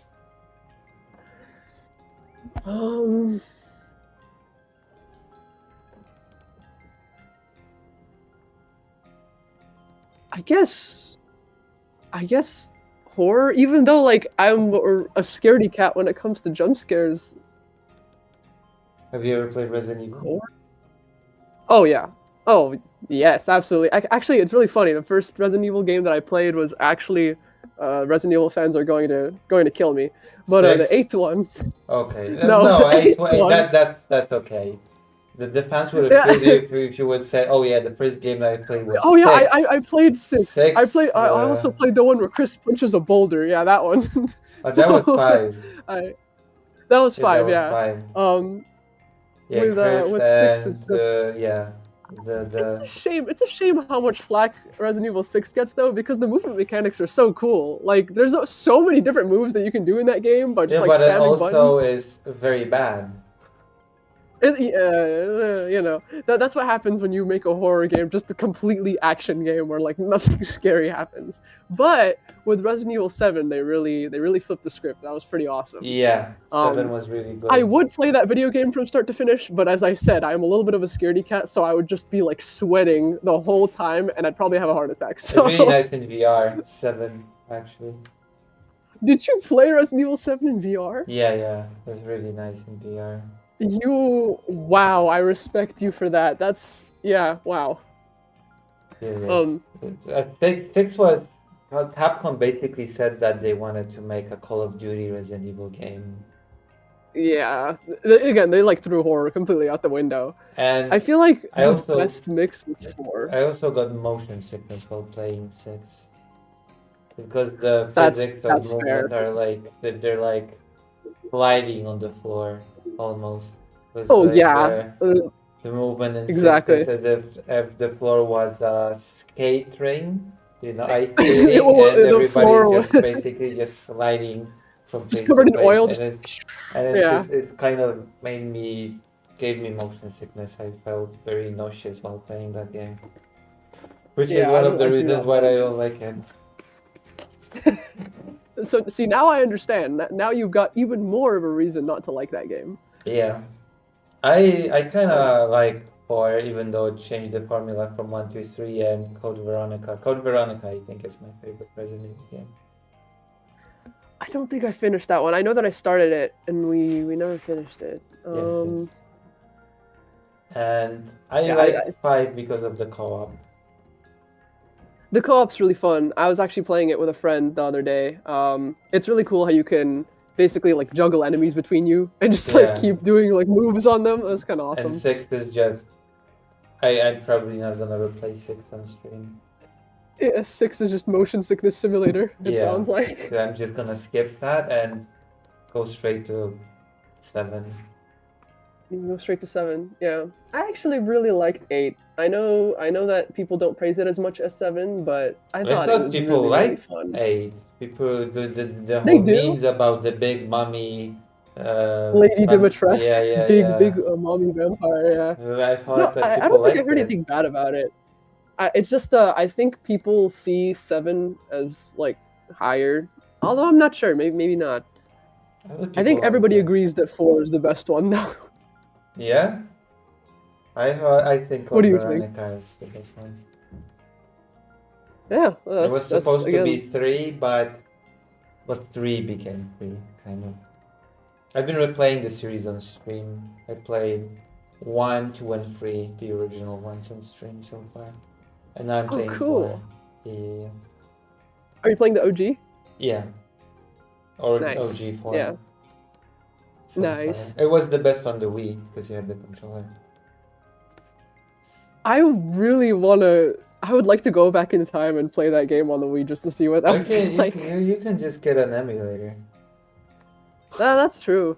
You can get a Yeah. Stancer on your computer and you can use the controller. You just point with the thing and press to shoot for the Resident Evil 4, which is more accurate. I miss the Wii. It's got my favorite video game of all time on it. Wii Sports? My favorite game? Yeah, is it Wii Sports? No, it's Super Mario Galaxy. Oh, there were 2 Super Mario Galaxies. Yeah, I like the first. The second one is really good too, but nothing beats the first one in my opinion. It's so good. Yeah, that was a nice game. How about Silent Hill? Oh, I adore Silent Hill.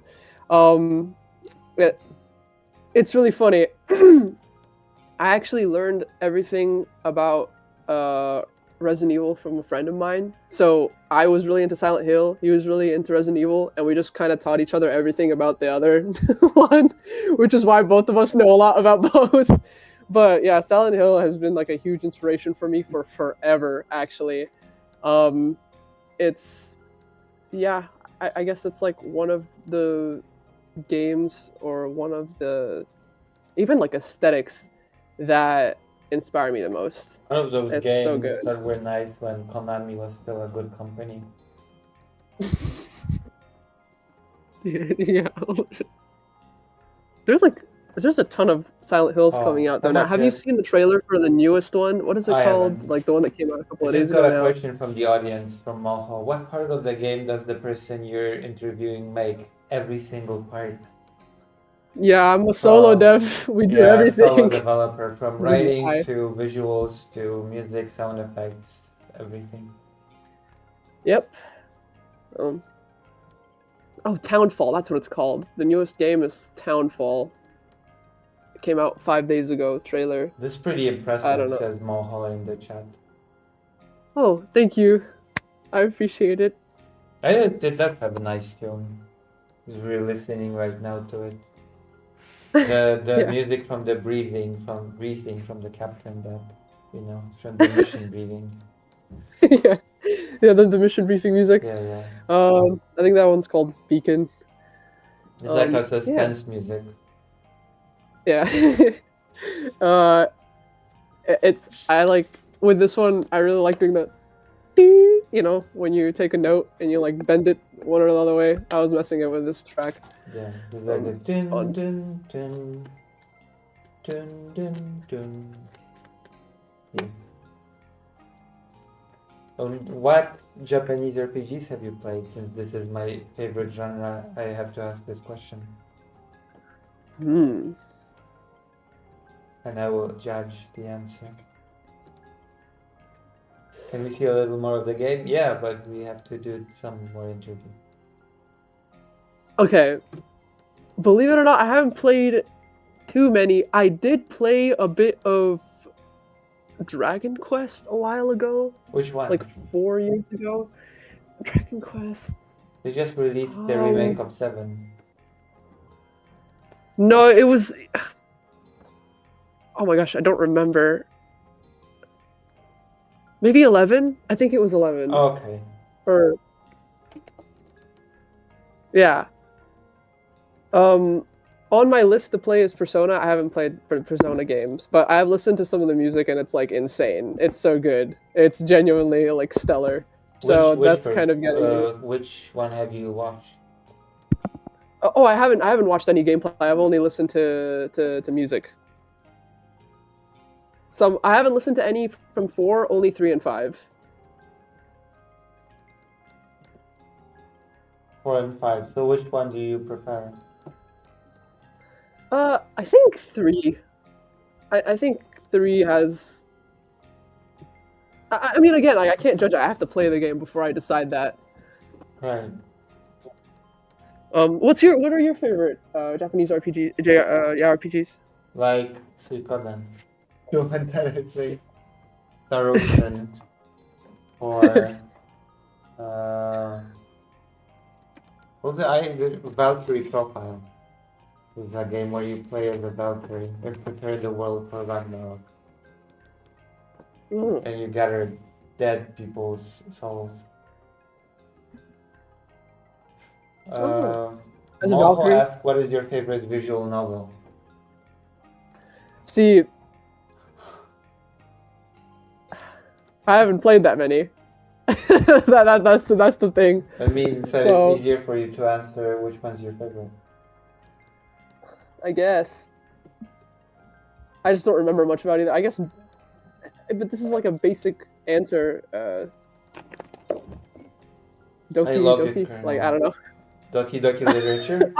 Yeah, you know what? Yeah, it's the KFC game. Just kidding. I love you, Colonel Sanders. That one. Yeah, I finished. It's very romantic, you know, when you discover the recipes for the chicken, etc.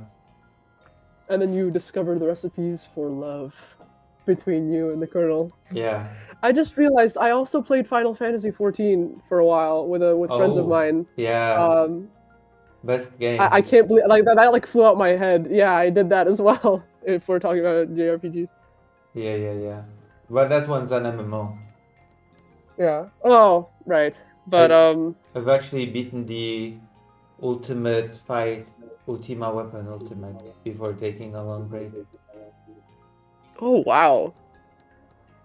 Yeah. Yeah, there's like so many levels to that game. Sometimes I watch my friend play. I should return to it at some point, but you know, it's not easy. It's not easy. There's not a lot of time. You have to pay the subscription and stuff. Right. Oh my god, I forgot about that. Yeah, it's expensive. Alright, so tell me maybe about, because we talk about the development, we've talked about, tell me a bit about this game. Let's maybe focus on this game that I've started playing. Sure. Do you have any particular questions about it? Yeah. What kind of lessons did you take from the second game, which I haven't seen or played, but what kind of things have you implemented in this one that you were not able to in the one before? Yeah, that's a great question. So With this game, I think I bit off a bit more than I could chew, but what I really did was make. You're about to see, but unlike the first two games, in this one, you have like a quote unquote hub, and you can go to different destinations at different like times throughout the playthrough. And so you basically decide where you go when you go there.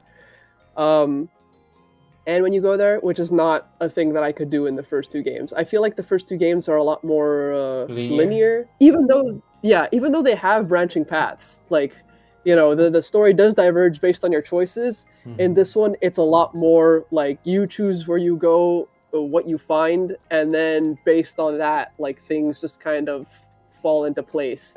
So I feel like this one is a lot less linear. No matter which way you look at it, it's less linear. And Yeah. I think that was like the biggest challenge, making it all make sense at the end, because again, the player could choose whatever, like this, or that, and this, that, and I have to make it all make sense at the end. That was definitely the biggest challenge in this game. Um, but I think I took the experience from the last two, and used it as an excuse to not make it something as linear. And another thing that I kind of added on from the previous games, as I mentioned, the second game had like one tiny mini game, and I thought, okay, I want to do something more than that. So, having made that small one, I decided to try to make a bunch of slightly bigger ones. Mhm. So that's another advancement I made in this game. So, to answer your question, what I learned or what I decided to like do different this time was to add some more mechanics and to make the story less linear. Yeah. Were there any lessons that you've learned from the first two games regarding writing itself? Regarding how to structure a story, how to progress a story, how to hook people in? Yes, actually. There's. hmm,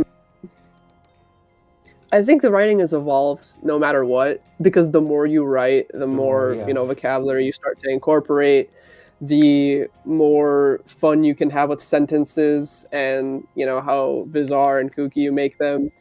Um, Yeah.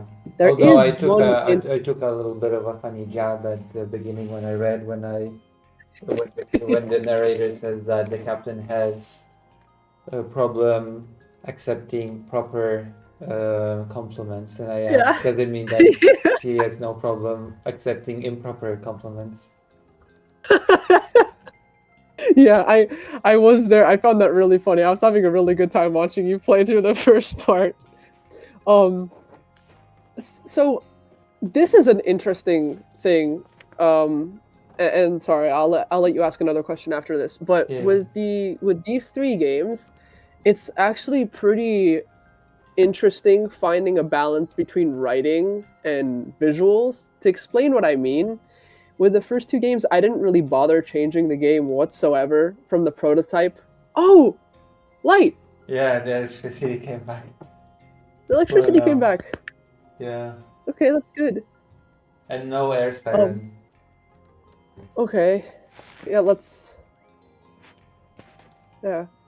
Um, the prototypes and the finished games didn't really have much of a difference. The writing would stay completely the same. But with this third game, I realized that that's not always a good thing. So I feel like I would over explain things in some of the first games, things that you're already seeing on screen. Because Yeah. when we're writing the prototype, there's no visuals whatsoever. I have to kind of clue the person reading into like what's going on around Right. them and what they're seeing. So the more I make these games, the more I realize that there's gonna be a much more significant difference than I thought between the prototype and the finished product. Because in the finished product, I shouldn't be over explaining things, or it shouldn't feel like a play, like blah blah blah comes in, does this, and then whatever. Like you're seeing it happen, it's happening. You don't have to over explain all of Right. that.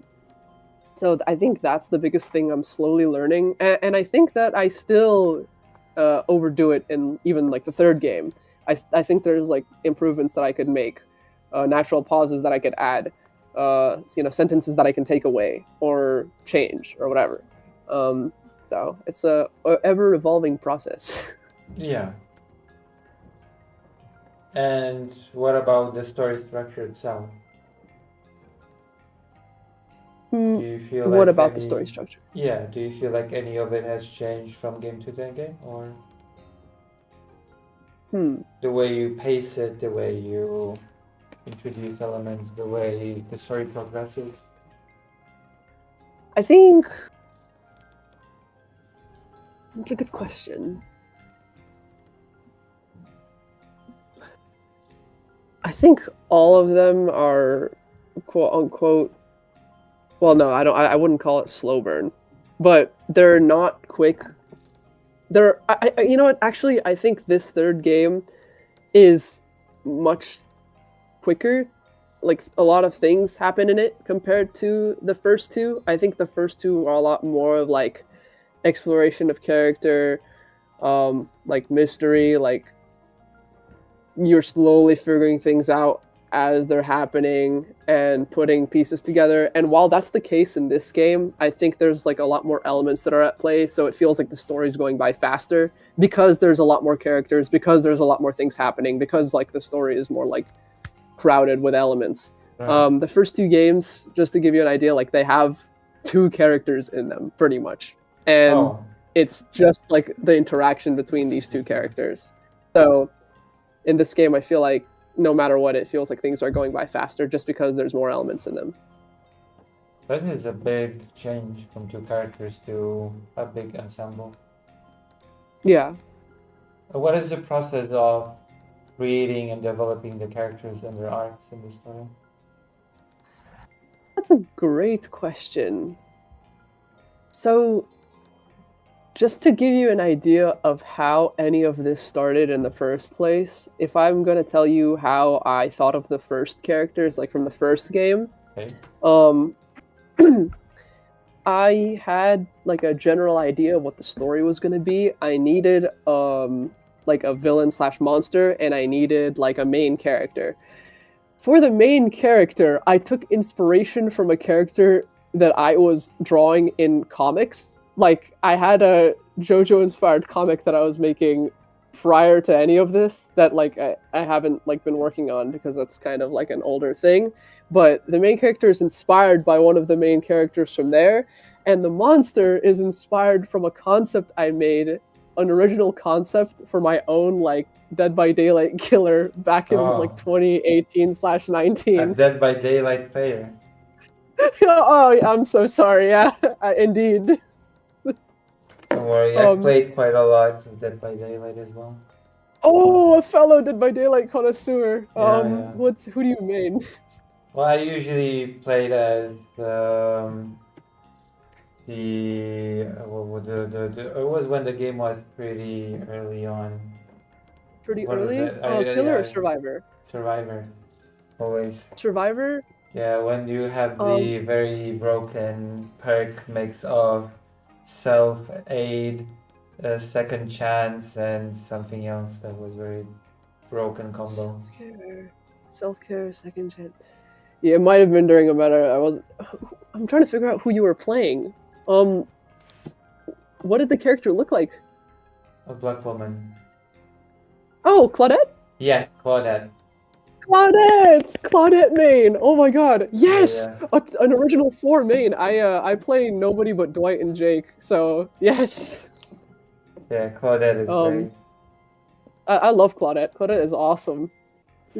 She's got like, I mean, she had like pretty much the most powerful perk in the game until self-care meta flew out the window. Yeah. But hey, still. The self-care, Yeah. and then you had a second chance, I think. And there was a third perk that was very overpowered. And then the juking game. And then the infinites. The infinites Oh that they had yeah, to take yeah, out. yes, I remember that. And then Oh. the near the start of the game, the most overpowered killer was the nurse, but very hard to master. Still probably the best killer in the game, by the way. Yeah. Like, no matter who they put out, Nurse just tops. Like, At some point, Spirit was near the top, but no, Nurse is just like too good. It's very strong, They but made the it's most not easy overpowered to killer. play And as the nurse, so it kind of evens out. Oh, 100%. If you're going against a nurse, you're probably going to win. If you're going against a good nurse, you're done for. You might as Yeah. well just give up. There's no Yeah. winning. And usually people just yeah. don't know how to play the character, so it's fine. Yep. They look down a little too far and they're in the basement, so you free win. You just leave. Yeah. Yeah. Sorry for the tangent. No, it's glad okay. to know that you are also a Dead by Daylight fan. Yeah. But that's where I got the ideas for the first characters. So I kind of had a head start with the first game because I already had like concepts for both. And then I refined them, drew them a bit more, and I came to a final design by just. I'm wondering if I can. I don't have it right now, but what I would do is I would literally draw like 6 different faces for each one just to see like which one I think looks interesting, and then mess around with the outfit and be like, I like this outfit the most, let's do that. And I would just kind of mix and match it until it was to my liking. And that's kind of the formula I stuck to with the other games. So for the second one, I didn't have anything. Like, I started it from the ground up. Like, there's nothing there. I have to make the concepts. So what I did is I would write the character without any real idea of what they look like. And then after I've written them, after I've given them their character traits, after I've like made them, play through the whole story and they've acted the way that they act, then I start thinking, well, what could this character possibly look like? And by the way, these games are in black and white, so color is just out. I'm not thinking about color. I'm thinking purely about just like what they look like, in light/dark spectrum. So I just make a bunch of different sketches of what they might look like, then take a look at them in the next few days, decide which one I think fits most. A lot of the time I'll ask a friend, I'm like, hey, which one looks more interesting? Just have at it, pick one. And I'm like, okay. So after I get that, I once again nail down the details and try to have like I guess I have like a character sheet so that I don't completely mess up what the character looks like the further we get into the game. People are like, wait, what? Where'd the fur on his Ushanka go? I don't want that to happen. Right. Actually got a few questions from the audience. The first one is, what made you decide on the pirate theme for your third game? Say it again? What made you decide on the pirate theme for the third game? Oh, that's a great question. So I was going to do a nautical setting no matter what. It was just kind of part of the story that I'm building. There's a reason why the ocean is at play. I guess the answer to that would be for lore reasons, and also because pirate stories are really fun, in my opinion. Are you a One Piece fan? Yeah. Actually, I've seen the first 100 episodes, and from what I've seen, I really like it. The pacing is not great, but I really like the character backstories and the dynamic between the crew. So that's my answer to that. Have you ever played a game series of point-and-click adventure game called Monkey Island? No, I'm writing that down. Monkey Island, you said? Yeah, that's a very pirate-themed series. An old point-and-click adventure games. You can, I think, get it on Steam even. Monkey Island. I'm gonna check it out right now. Here. Monkey Island. I think it is on Steam, yeah. It is on Steam. I like the first 3 games the best. It's by a character called Guybrush Threepwood.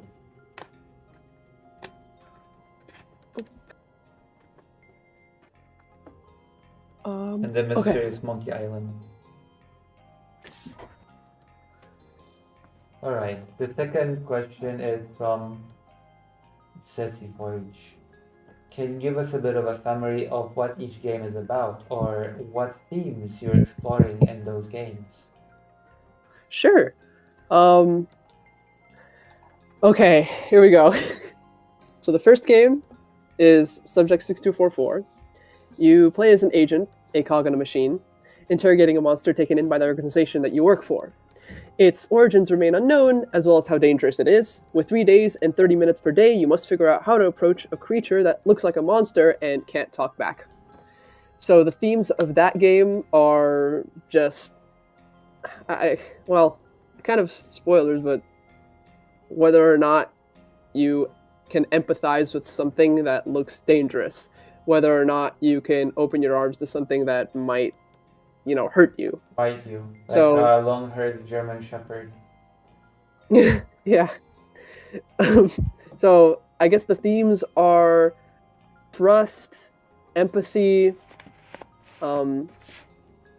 fear, just like the underlying like self-defense response.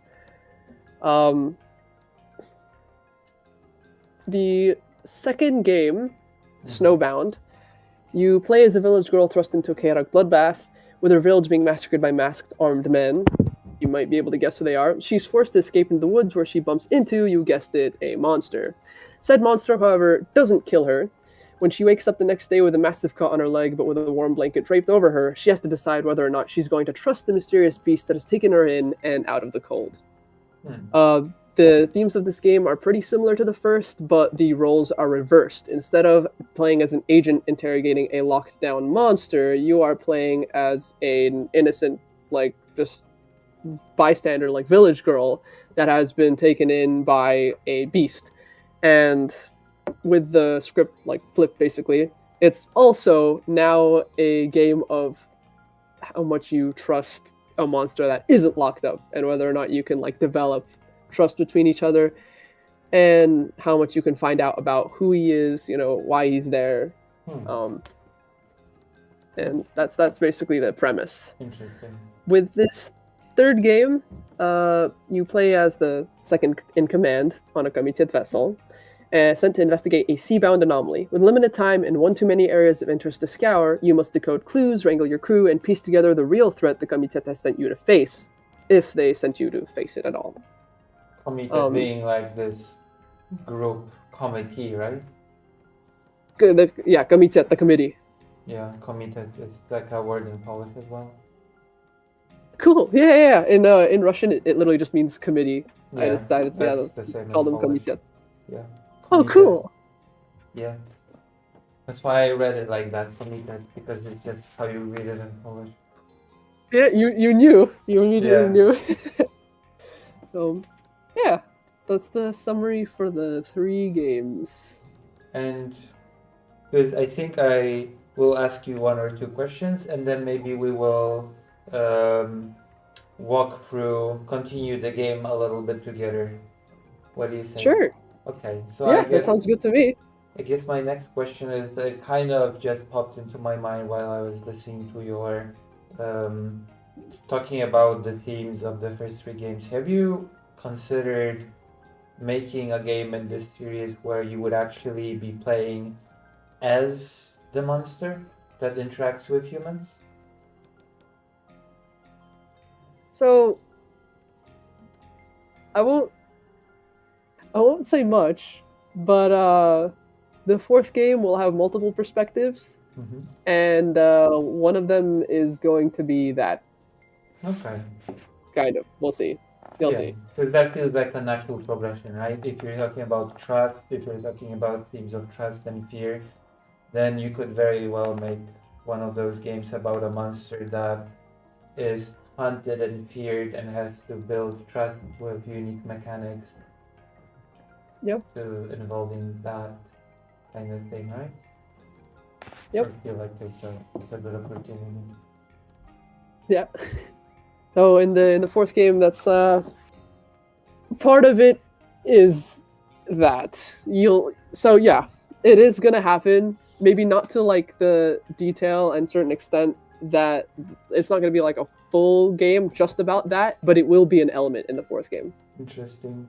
Oh, and I assume it's fine to play the games out of order? Yeah.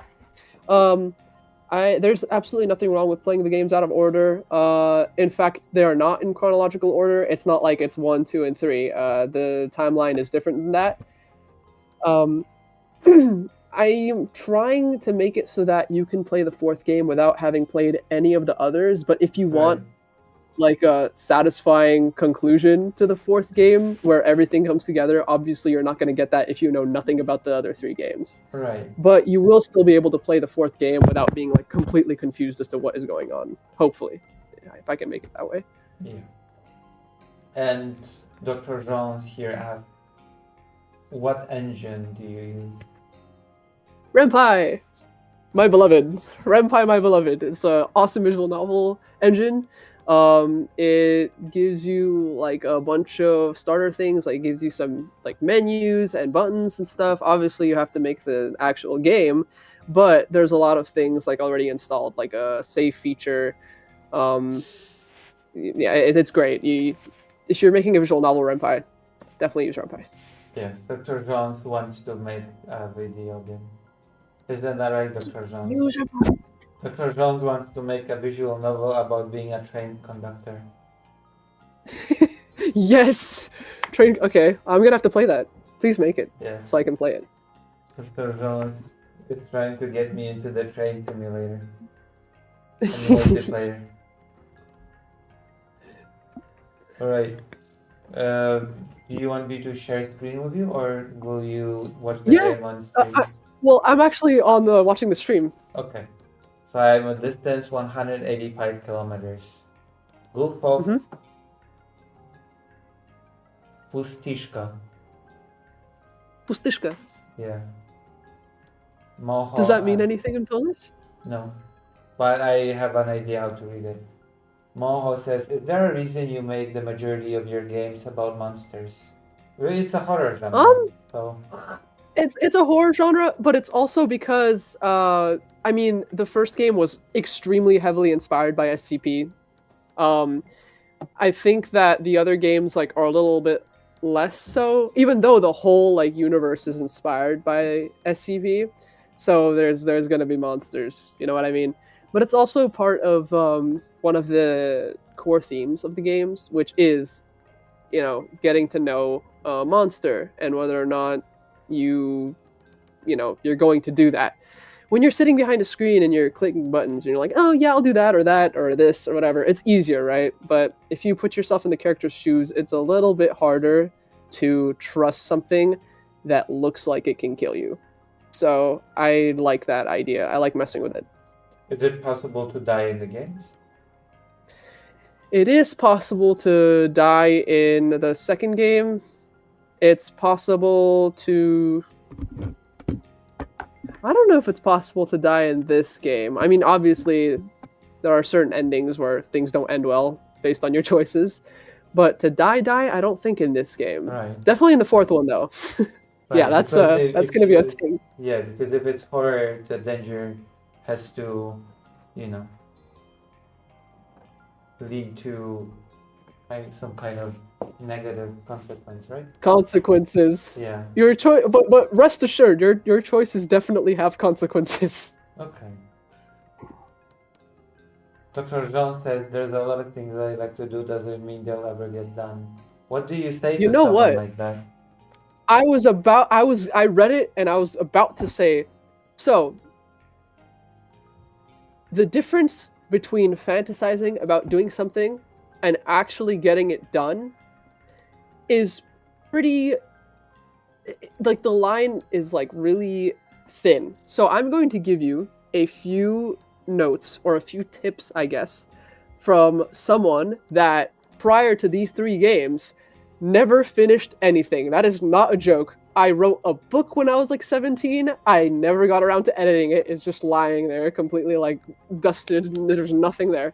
I started a comic like 5 years ago. That went nowhere. I started like a game back when whatever. That went nowhere. It's just a bunch of like art and writing snippets and a bunch of creative work that no one ever saw because I never finished it. Why? Here's what I did to change that. Number 1, stick to your strengths. don't try to make something that you know absolutely nothing about at all. You know, if you don't know how to do any of it, chances are that it's going to be really hard to do any of it, right?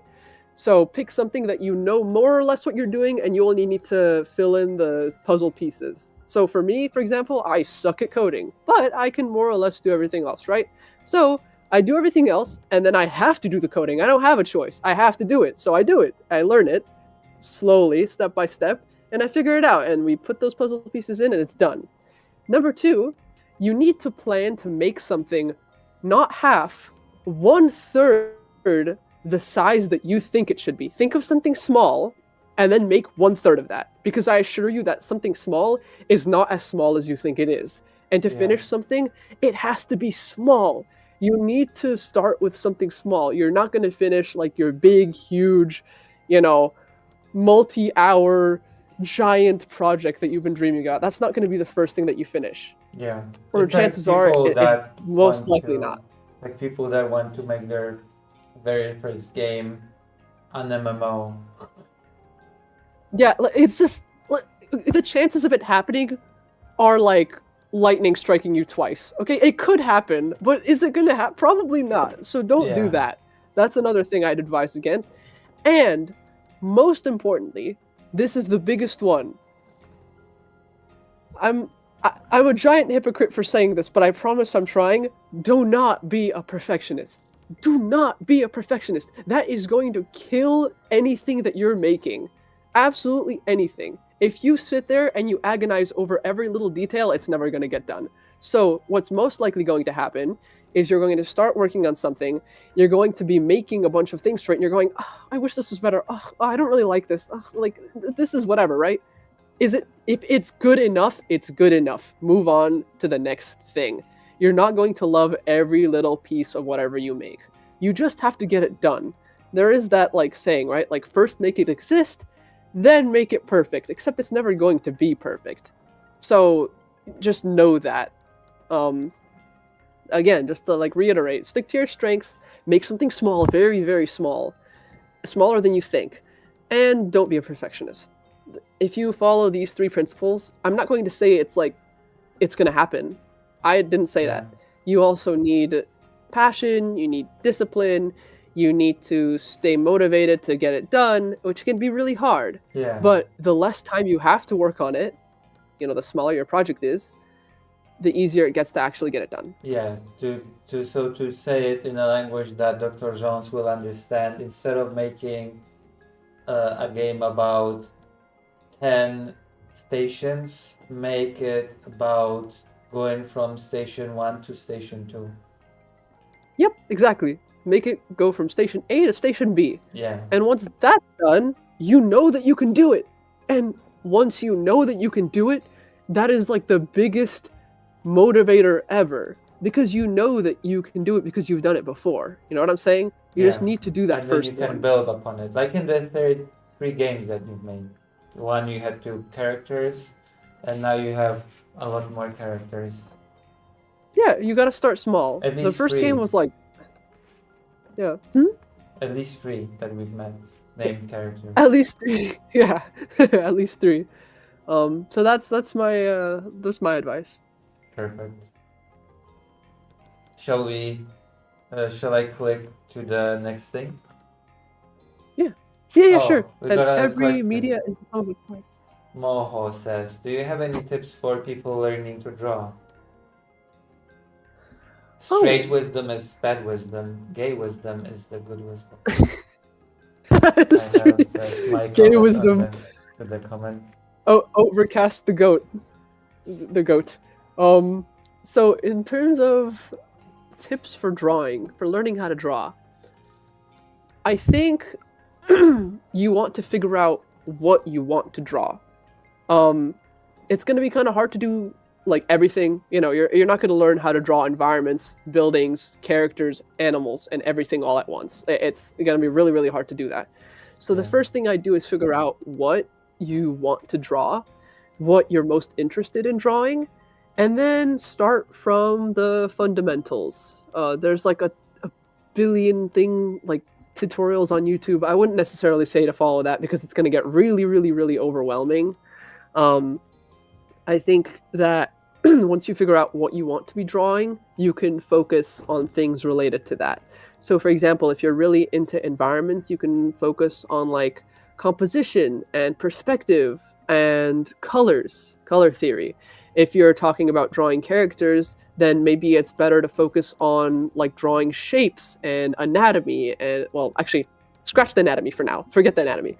Shapes, gesture drawing, stuff like that. And then once you've got a general idea of how to like sketch the human figure, only then would you move on to anatomy. Drawing is really just about not going from step 1 to step 10, but going from step 1 to step 2 to step 3. To stay motivated, you have to realize that you're not going to get good overnight, but every single day you're going to get better if you practice it.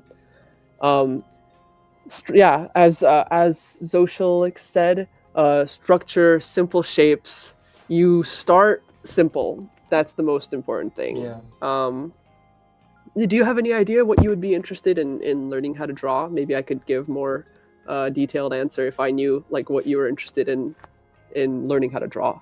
Yeah, I like I apparently that was a Leonardo da Vinci advice. I like it to just go out and draw, especially when it comes to animals and people. Draw them as they move, in real life. Yeah, You go out with exactly. the sketchbook Gesture. and just move. Capture the movements Yeah, in because drawing is about simplifying form to the most important lines that capture the thing that you're drawing. And when you draw people and animals as they move in real life with a sketchbook, you don't really have time to overthink it. You have to do it fast. Yep. And you have to choose the lines that will capture the form. So I really like that advice. Exactly. No, that's 100% true. It all goes back to like make it exist, then make it good. With drawing, if you don't have a good base, it's not going to look good. You can put as much makeup on it as you want. You can render as much as you want. If the base doesn't look right, it's not going to look good. So it really is taking it one step at a time. Again, as Zoshalik said, block things out, then elaborate the detail, literally. Yeah. Perfect. Exactly. Yeah, I've been drawing most of my life as well, especially at school when there was lessons. I enjoyed doing the lesson. I relate. Those are the best sketches, like the ones drawn on the lined paper when you're supposed to be paying attention to something else. Those always end up being the best looking ones. That's true. I've always just drew for school. Exactly. And there is the advice that my mother gives to, how should I say, like people tend to draw lines in those little nibbles, if you know what I mean. Do you know In the what I little mean? nibbles? Yeah. I'm on camera. I can just show it. When Yeah. Let me see. Hold on. Wait, do you have a pen or something? I'll just show it kind of. God, do I have a pen? Somewhere around here there should be. Oh, I do. I have those little artistic pens. See? Ooh. So, a lot of people when they draw do this little nibbling, like, you know what I mean? Do you see on the camera? Oh, you're saying like instead of drawing a line, they just like go like. Yeah, and my mom would say just draw it in a single stroke. Yeah, confident long strokes, because when you do like those little scratchy ones, you're not gonna capture like the shape correctly. You gotta. Also, my mom always likes to lines. To give like draw lines, but also vary them when it comes to thickness. You know. That's another element that's fun to play with. Drawing is all about just like playing with a bunch of different things, like line weight, shapes, shading, When you get good at it, you can mess around with it as much as you want and make things look fun. You know, drawing isn't about capturing what's real. It's about putting your own like twist to it. Yeah. Because we have cameras to capture what's real, right? Just take out your phone, just snap a picture. And With now we art, also it's really have cool because AI you can that put your own basically spin. just copies other people's works and Oh, translates it together. So it's yeah. Oh God. the human AI is its element. own. Human element is becoming an increasingly important factor. Yeah. Oh, AI is its own can of worms. Jeez. Oh yeah. Ay.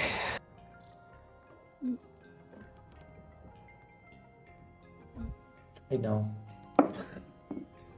I've been watching some AI stuff lately, but that's a whole different conversation. What kind of AI stuff? Relationship AI stuff. Those little Relationship. animations. Oh. Yeah, when there's always a Oh. woman that makes the bad mistakes and the man is like, listen, I am just giving you boundaries because you are not good and I tend to walk away for my own peace of mind from this whole situation. Okay? Okay. And usually the girl's like, you jerk, you're being so unreasonable. You're so insecure. No, I am not insecure. I am simply being precise and good. Oh my God. And they also use this sort of that the dialogue is like nothing like normal regular people would talk like, you know? Like two robots. My mother is coming here to say I have already decided. Oh no, you have decided this without me. Stop being insecure. I am not being insecure. You have breached the rules of you have breached the regulations and the terms of conduct and regulation. Terms of conduct and regulation, yes, because living together is like a contract. Like what? What? What? No Yeah, human being all of- stuck like that. like all of AI is just. Have you seen? I forgot what it's called, but there's like a website that's kind of like Reddit that's only for AI. It's just nothing but AI making threads, upvoting it, commenting on it. It's just the most bizarre thing I've ever seen in my entire life. We're cooked. It's over. Yeah. AI is. I don't know. It's definitely one of the things that scares me the most of anything. It's okay. Elon Musk promised that we won't need work soon. Robots and AI will just Will do everything for us. Yep. yeah, and we'll just receive a ton of money each month. Yeah, that will definitely happen. Okay. Yeah, definitely, 100%. That's totally what's gonna happen. Yeah. Yep. We'll be No happy. doubt about it. It'll be happy ever after life. Okay. Yeah. So, I don't know. For some reason, I don't really buy that. I don't know why. Yeah. You know, seems really reasonable and doable, but I don't buy it.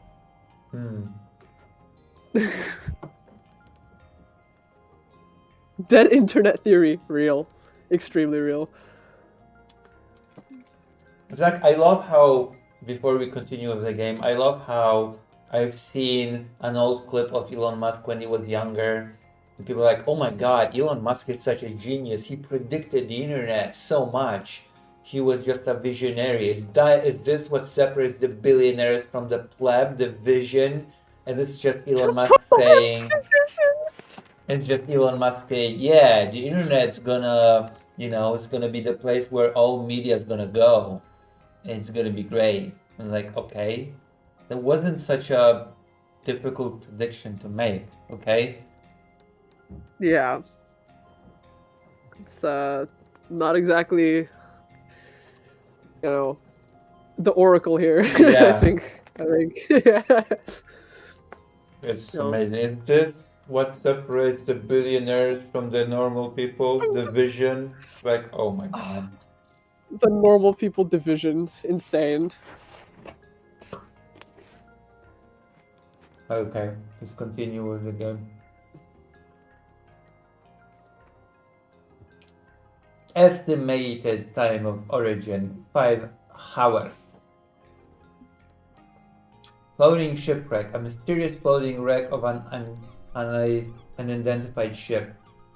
Thought to belong to the Sixth Fleet. Any marking on it to prove its allegiance to the Comitet have long, and our portraits are blocking the game. Yeah. Additional note, the shipwreck is located in the epicenter of a high-risk zone. Avoid visitation during unfavorable weather conditions. I'm definitely going to go there during unfavorable weather conditions. That was Hey, 5. yeah, your choice. Distance 444 kilometers. Estimated time from our origin 12 hours. Oh gosh. I hope we don't get scurvy. Do you know a word that rhymes with orange, by the way? Orange? Yeah. And one of the Monkey Syringe? Island games, like the characters sing a pirate song that rhymes all the time, and the protagonist cannot make them to stop singing, and he's like, "We'll surely avoid scurvy when we all eat an orange." And they're like, "Orange? How do you I guess the how do you song's rhyme? How do you over." rhyme orange? And they just couldn't rhyme it with anything, so they decided that the song's over. No, no. What rhymes with orange? Syringe doesn't really rhyme with orange. Yeah. We'll surely avoid scurvy if we all eat an orange. Like orange? I guess the song's Oh. over then. Like, Storage? I feel No. bad now. There's gotta be some French word. It's probably yeah, it's fine.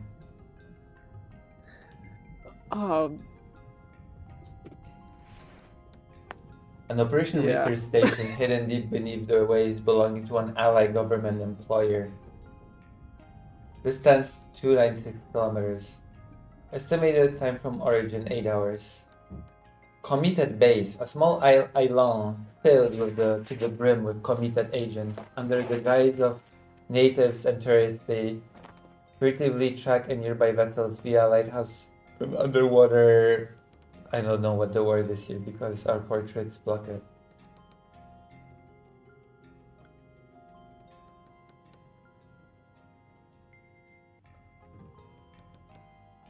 What should I do? I don't know how to move our portraits from the lower right. I think people have seen enough of my face. I'll here. Oh, my face blocks it. It does? On my screen it looks like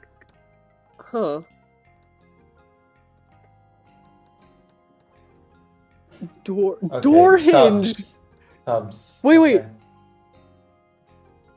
Door hinge. I'm just forged onto something. Hold on. That's orange. Do you read as Dorange?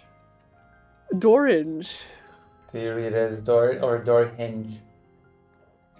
If it's door hinge, then that doesn't exactly rhyme.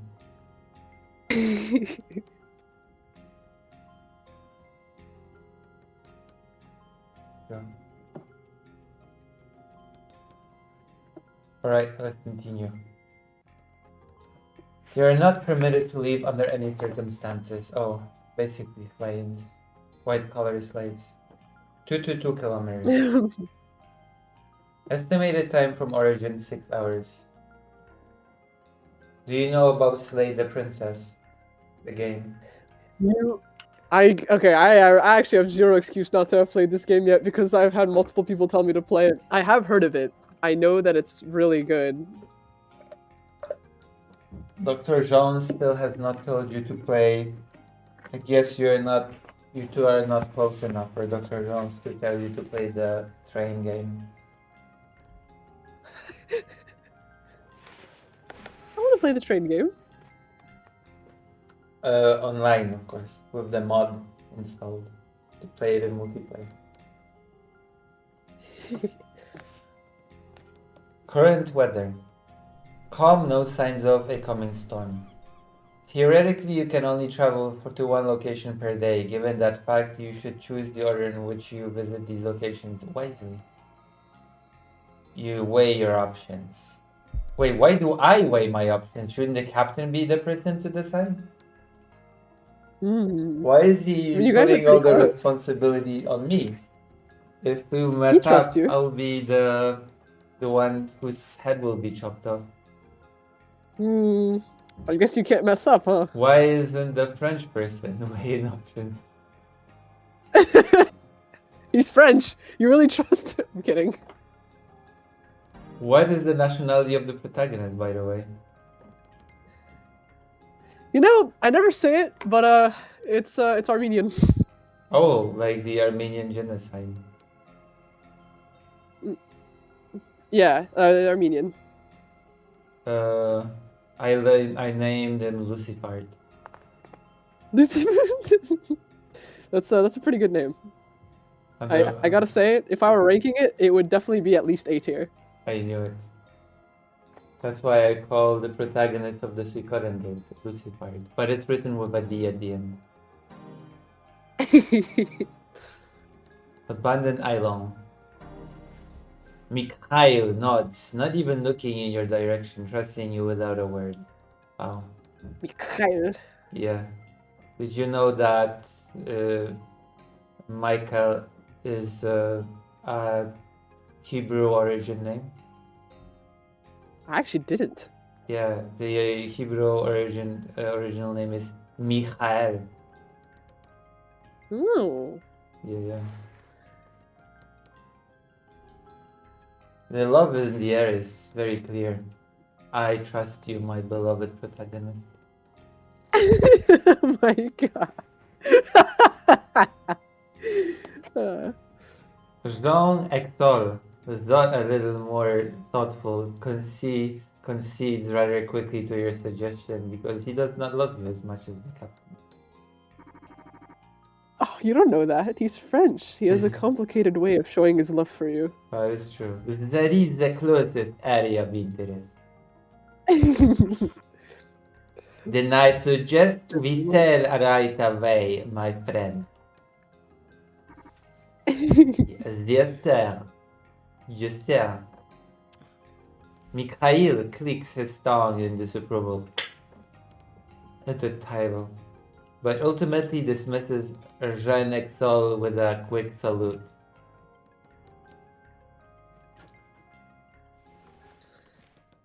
Then the large Frenchman bows quietly and exits the room, prepared to wrangle the crew into action.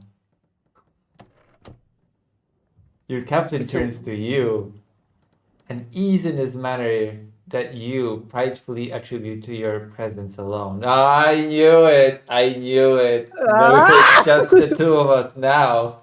Alrighty. Finally, the first guy left and we can do our thing that we do when we're just us. Shall we? Ooh. You lay your hands onto the beacon, the golden sphere warm to the touch. Are we sure this is safe for work? Yeah! Oh my Wait, gosh. The ship isn't moving. Maybe you should try again.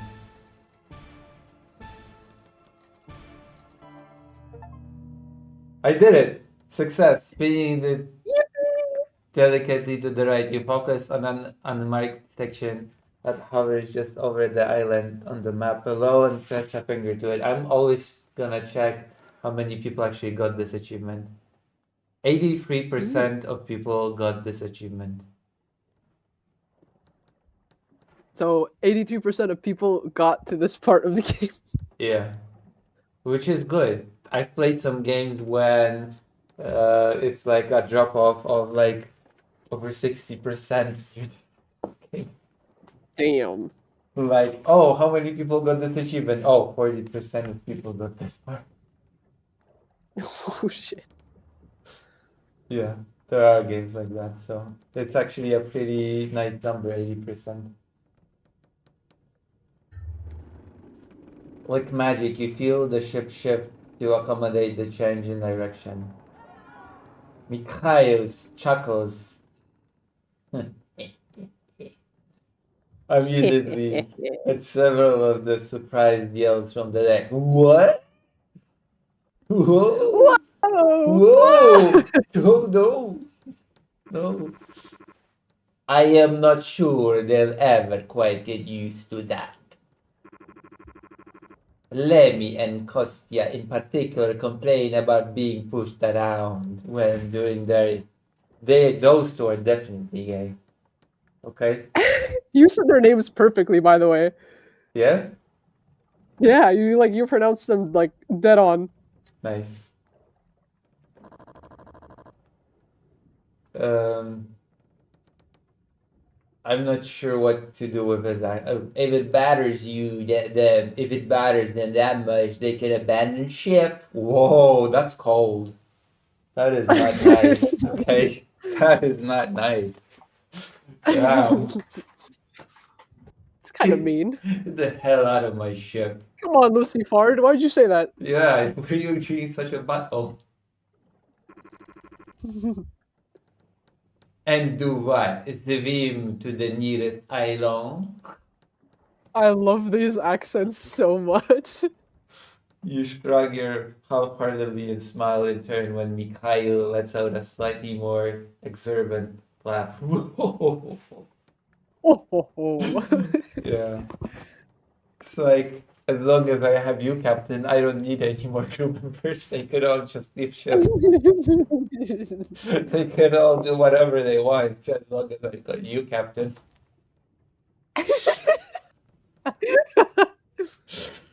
Oh. That might not leave the committed with the grandest impression of me, my friend, my quote unquote friend, but in reality, something a bit more. Their opinion doesn't merit your concern. Wow, so, I don't know, so possessive, damn. My God. I mean, You bite back what you really want to say. What do I really want to say? Hold on. What is it that I really want to say? Captain, I love you, and I'm the only one for you, okay? No one else might, especially the committed. The committed does not love you like I do. Who cares what they think? You should only care what I think. That's a bit much, okay? He's a bit overbearing, I think.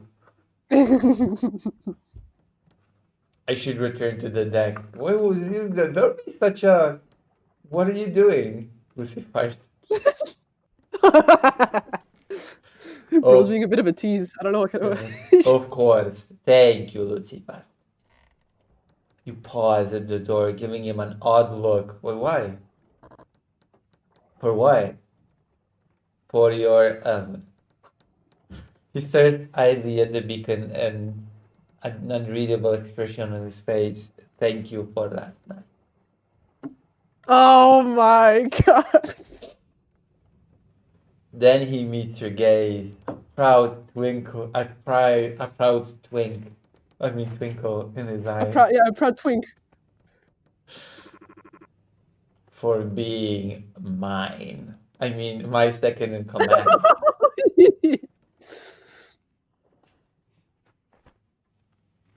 Any thanks catch in your throat, but you offer a smile with a hasty bow in direction before exiting the captain's chamber. You are my only number 2.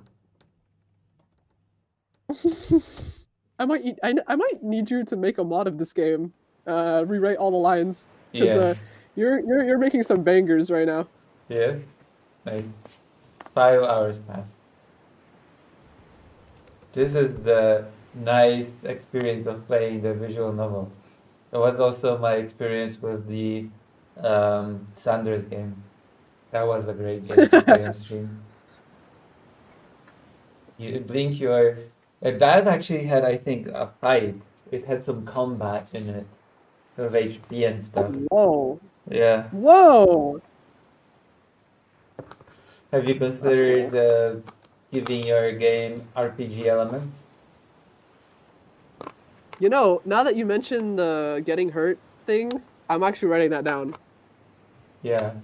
Dr. Jones asked, we getting voice acting in the next one now?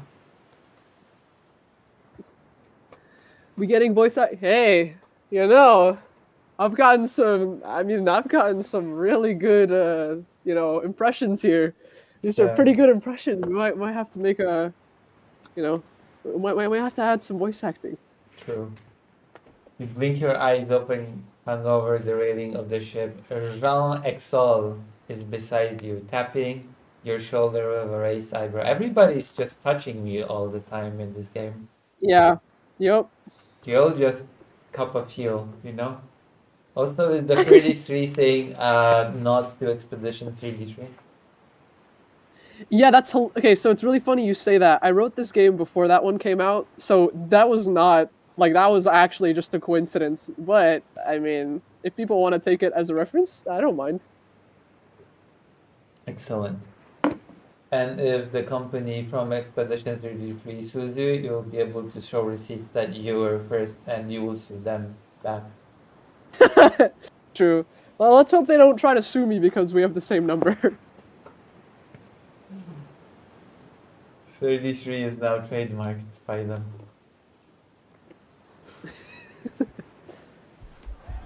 Glancing over the edge, you take notice of the bright turquoise waves underneath, reflecting the white sand not far below.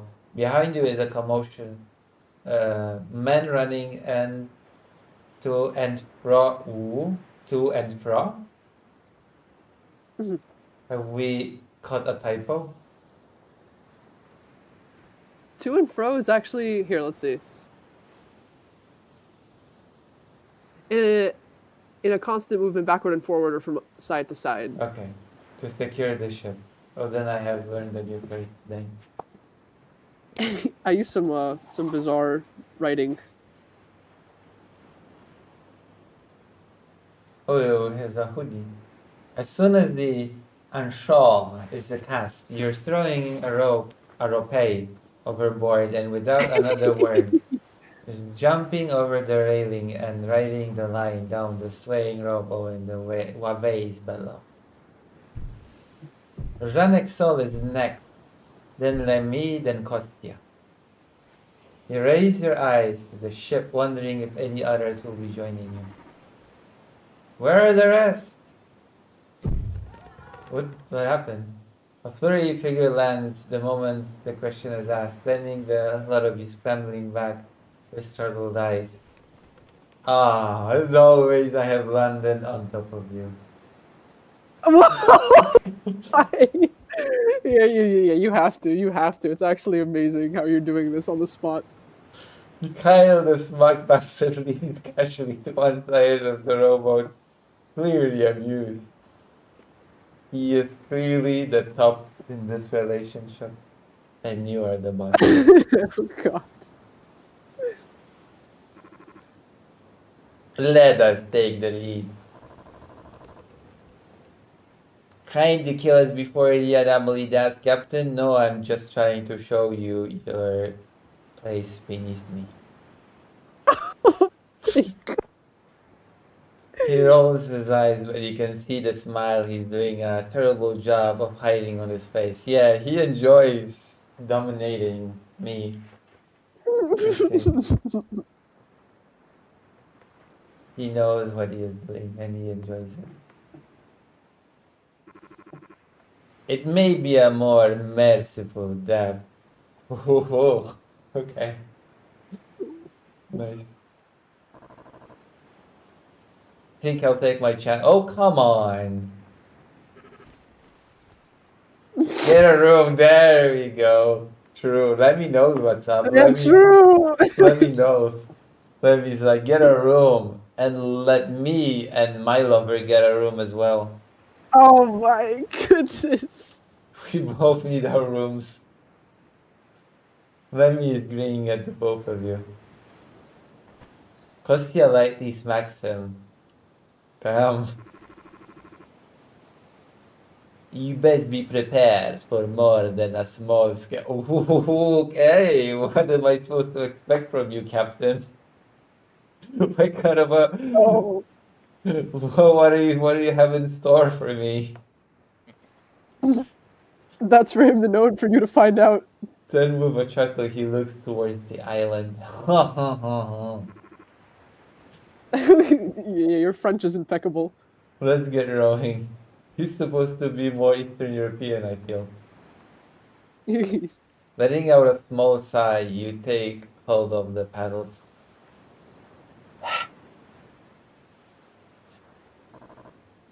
Aye, aye, Captain. The beach is blissfully still. The shore is calm and untouched by the time your rowboat has reached the island. Lemmy and Kostya are first to. Well, I don't know why, but I almost read Lemmy and Kostya are first to flirt, but it's fling. Their, their legs over the sides of the rowboat, their feet splashing into the waves and drizzling you with specks of cool, salty water. Wait, this is Lemmy and Kostya. Who's is this? Is this me? That's you, yeah. This is Jean Exol, and this my beloved captain. Your beloved captain, yeah. Yeah. You resist the urge to bark at them. Oof, oof, oof. You resist to bark at them to take it slow. Yeah, you're gonna be barking at the Damn. captain. I'm sorry. Listen, maybe Lucifer is taking it too slow with the captain, okay? Maybe instead of barking at them to take it slow, maybe he should speed things up a little bit, you know? Oh, yeah, yep. Instead, you let your own legs plunge into the sea, awkwardly holding your shoes in one hand and raising your trouser with the other. There you go. Already some silly play. Mikhail and Jean Exol follow close behind, with Lemmy and Kostya already jumping around on land, hurling handful of sand at each other. These two are openly gay. And the protagonist is a closeted homosexual waiting for the captain to make his move.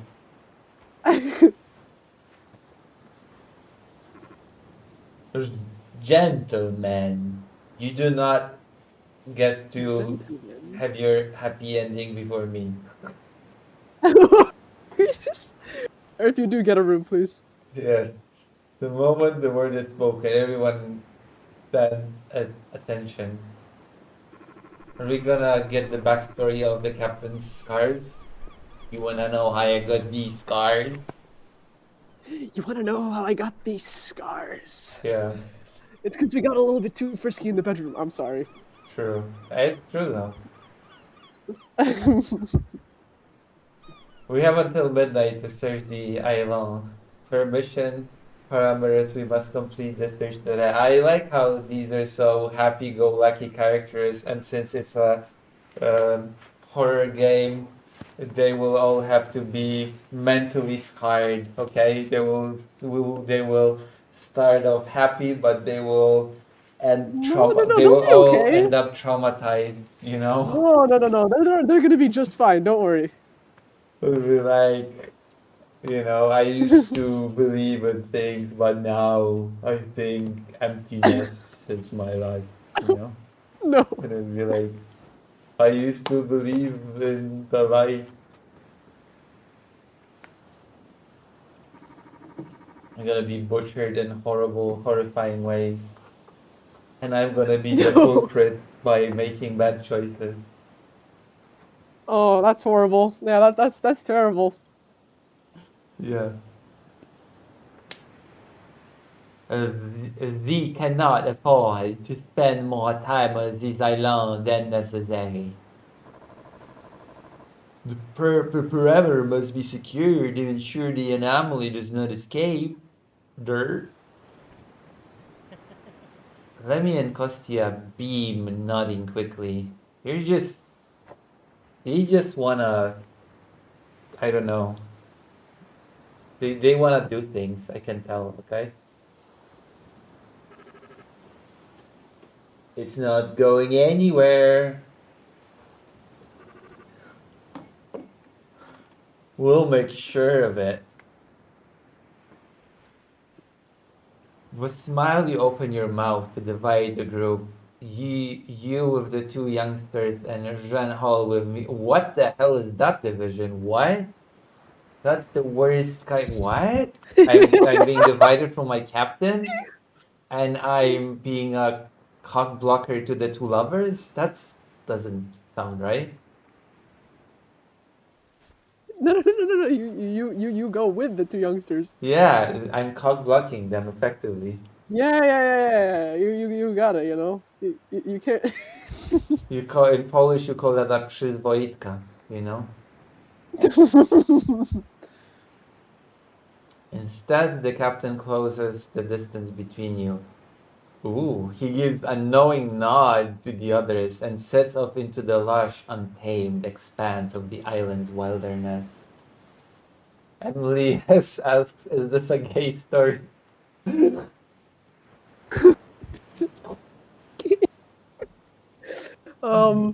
Short answer. That was not the intention. Yeah. But I find it absolutely hilarious. So why not? Yeah. I'm not the first one that Yeah, you're reads this. definitely not the first. You're definitely not, this was not the intention. But yeah. Yeah, the captain went to me and says, I'm gonna tame your expanse and wilderness. Okay? Oh my god. I'm gonna tame you, my second in command. Let us go, Lucy. Oh, yeah, that's more like it, okay? We're like, so I'm gonna separate from the captain and go with those two gay guys. No, you're coming with me, boy.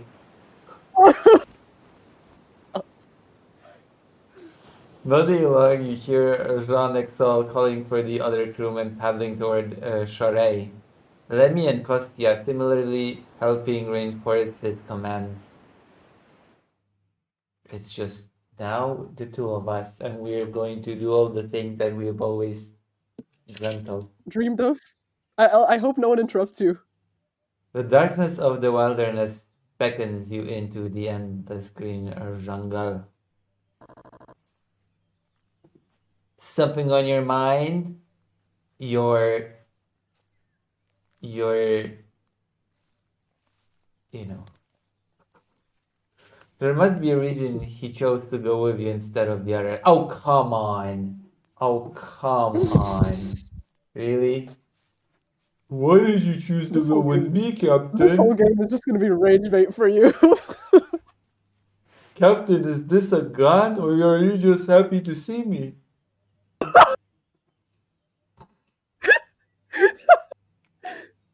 Oh my gosh. Not particularly. Why do you ask? Oh, come on. Or not. I suppose I didn't want your opinion on something. Look at this. Do you think it is big? Do you think size matters in these You matters? see, I've been having these weird dreams recently, and you've been in them. Yeah. Do you think size matters? Or do you think, Do you think size matters? you let yourself relax marginally? Well, if you ask me, I've never compared much. But if we,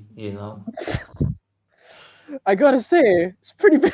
I'm all ears. I have to measure it with my hand.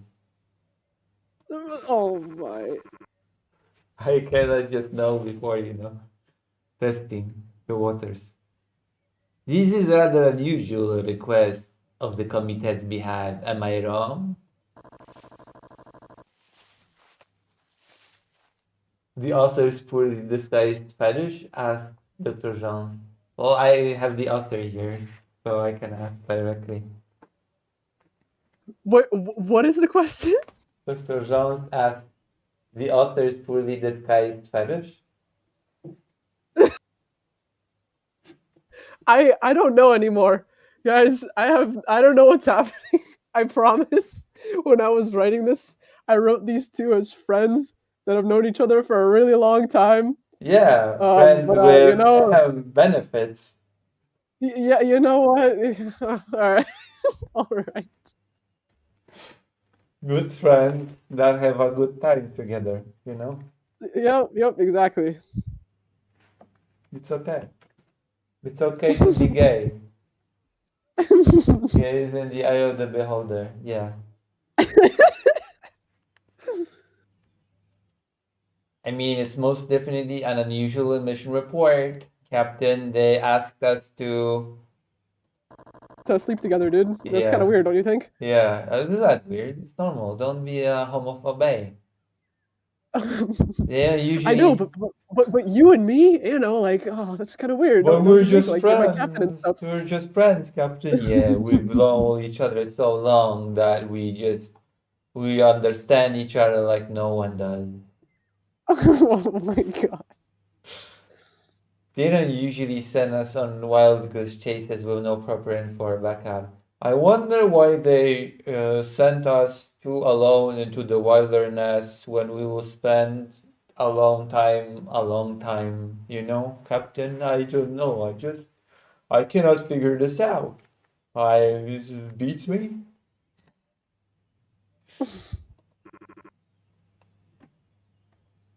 Author's poorly disguised fetish is killing me, to be honest. Actually killing me. Friends plus plus plus. True. The protagonist supposedly has a daughter, but we all know that the daughter is adopted.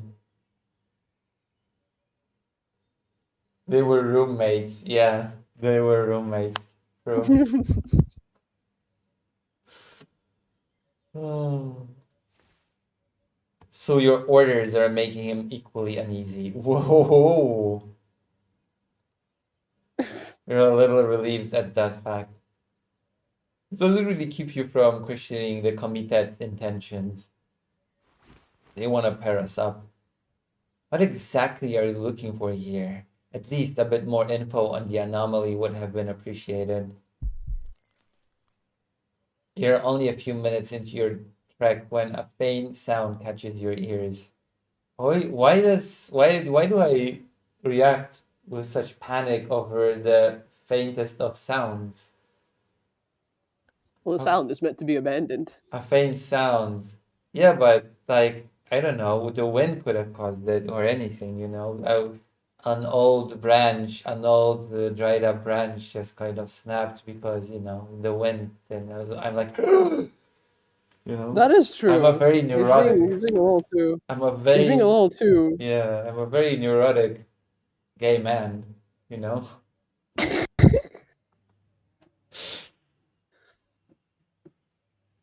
Your eyes have something dark gleaming in the minimal sunlight. It moves. You bolt after it. Oh, oh, I messed up. You stumble momentarily, but quickly regain your balance. You need to be careful, you might not get so lucky next time. And you break through a particularly dense path of greenery. You finally notice what you're pursuing. It is the form of a committed agent, but you're not close enough to read the fleet number of the sleeve. Stop!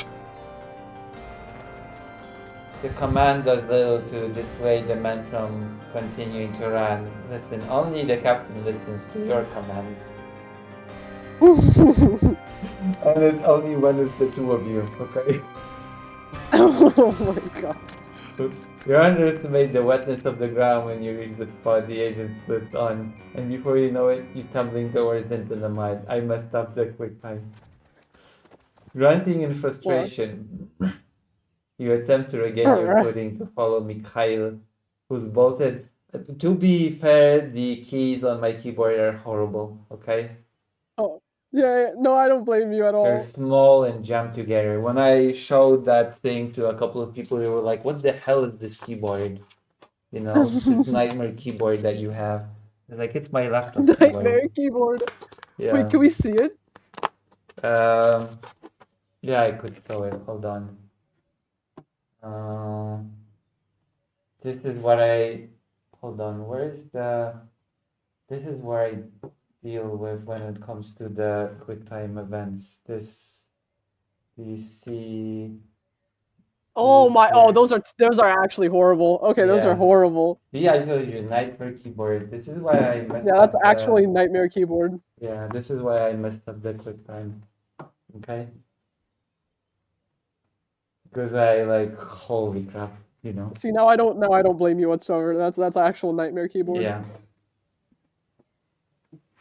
Lucy trying to play this with one hand. Listen, what are you implying, Dr. Hey, Brown? hey! Hands out of your pants. I have the hand on my mouth. Makes QuickTime event hard. Oh, it's amazing. But the time you catch up, he's looking around with clenched fists. Bleh. Bleh. Damn it! I wanted him to watch. I'm sorry.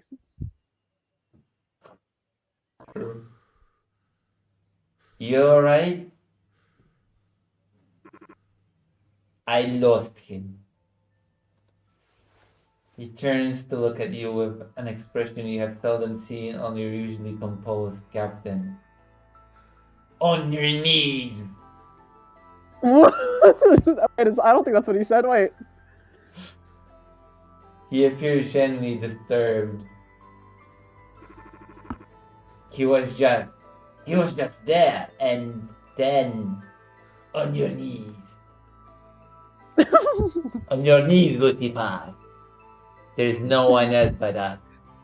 That was just our imagination.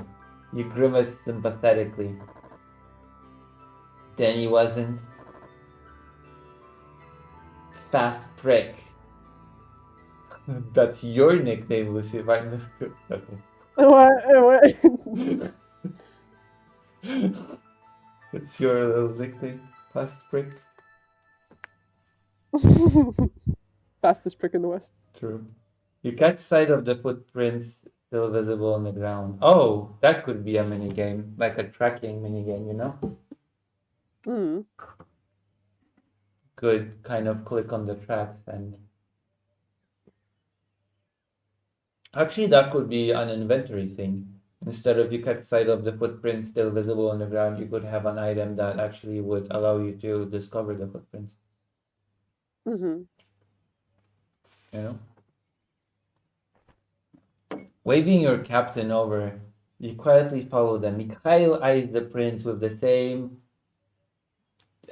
trepidation you do, studying in the grooves of the marking left underfoot. It's like quality time between two guys. You know? We study the prince together. After a closer look, you take in a sharp breath.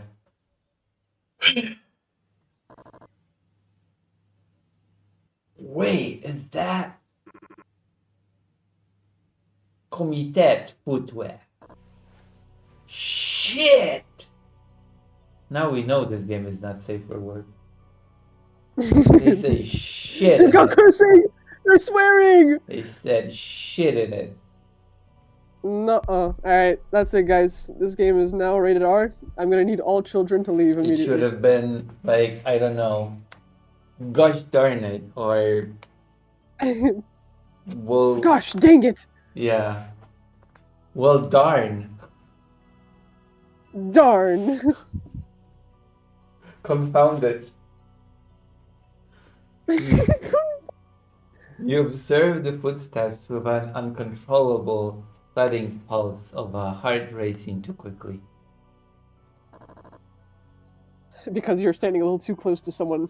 As opposed to the heart that races just enough. Lucifer, how is that possible? I mean,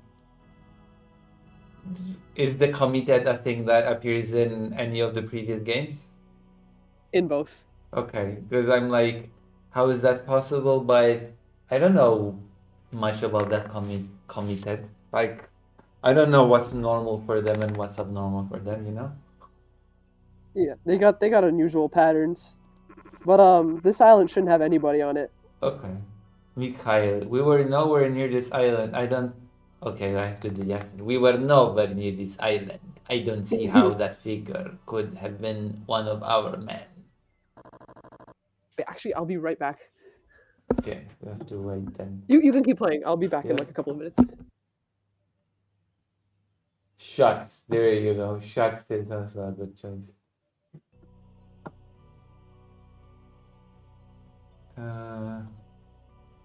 Hold on.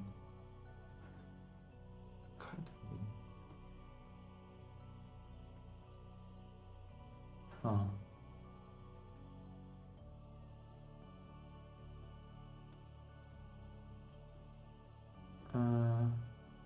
I should go to the toilet, by the way. Okay, I'll go quickly to the toilet, okay? We'll be right back.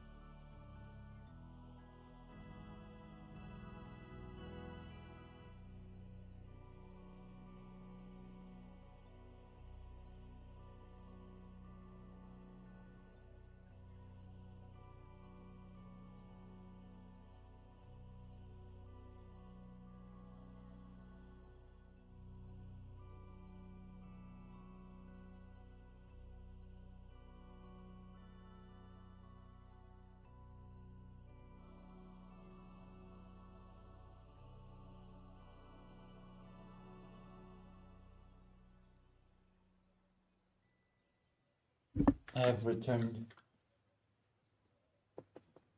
I too have returned. Yes.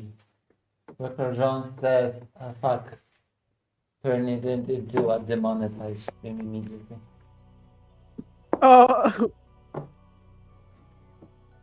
Wait, does it actually? No, I don't think so, but you know. Okay, I hope not. They have special footwear, different from ours. I made us wear fetish gear. oh god. So then, we are the only committed vessel in the 500-kilometer radius, Lucifer. You eye Mikhail with furrowed brow. Isn't that man? He had to be one of ours. He looks down at the tracks, a light shake of his head, enough to tell you that he's getting more worried now. You feel surprisingly anxious at that fact.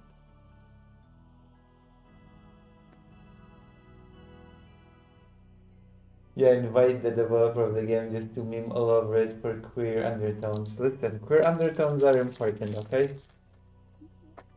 Hey, I personally, I'm having fun.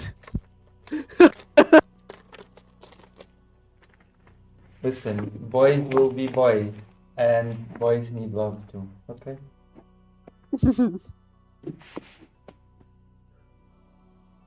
Mikhail doesn't get worried. He looks pretty worried on the artwork. All of these things have been building up, these impossible circumstances that have been that have placed unfair strain on him and his leadership. It's not his fault. Hello, Ukrainian Lucy says Simon Pierre Debay. Simon Pierre. Dubé, yeah.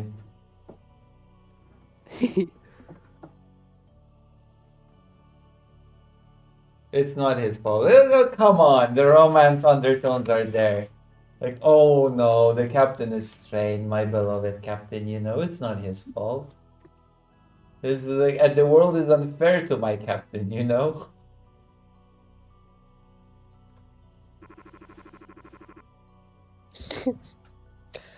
My poor sweet captain. Why won't people leave him alone? Simone says, damn, I love when people pronounce my name right. Nice. Mikhail, these last few nights, I've heard someone pacing outside my door. Oh, okay. We've been discovered, I guess. What? Busted. Busted. Guilty as charged, my Yup. captain. Yup. It was me! It wouldn't me, bro.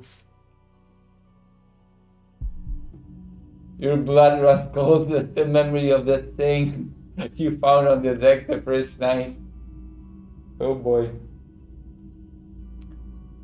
Had it really been? I swear I saw something outside your chambers. Oh. I swear. Oh my god.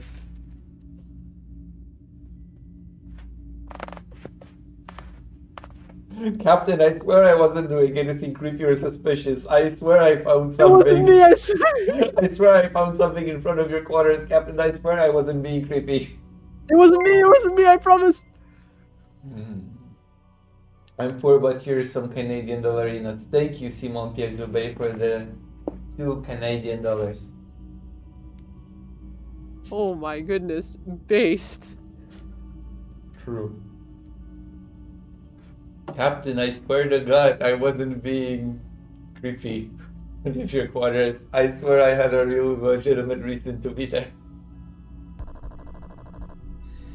Before last night, I thought I was fucking hallucinating. You caught sight of Whoa, something. Lucy Fard, watch your language! True. I don't mingle with the bad boys. Mikhail, you caught sight of something?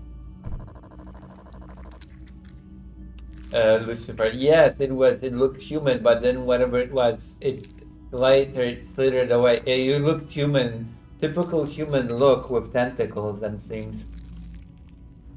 Yep. This is the moment when the So they're very captain human. should be like, oh, okay, Lucifer, my second in command. Do you think it would have been appropriate to mention this, I don't know, Cthulhu Earlier? monster earlier to me? Yeah, when we were talking about it, yeah. It might have been nice Oh, to Lord. mention it to me. I'm beginning to regret choosing you my second in command just because I find you hot, Lucifer, okay? Just because I find you hot! I clearly have not chosen you for your brains, okay? Oh. Hey, give our man some slack. He hasn't been sleeping well. It's okay. The protagonist is me, so I'm basically just doing self-deprecating humor. Okay. Self roast. Self roast. Uh, Cornelia the Stealth asks, "What's that sound from?" Which sound? I assume the slippery sound, but no. Oh, it's from this lovely website called freesound.org. It's got a lot of really nice sound effects that you can take and mess around with. I don't remember exactly what this one is called. I can actually, let's see. I don't have the exact name.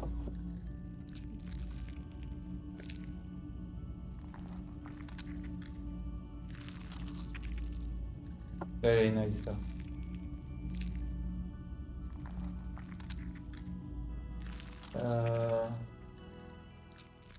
I think if you search up like Slither or like I'm really sorry to say, but like literally, if you search up Squish or Squirt or something, it might come up. Squirt.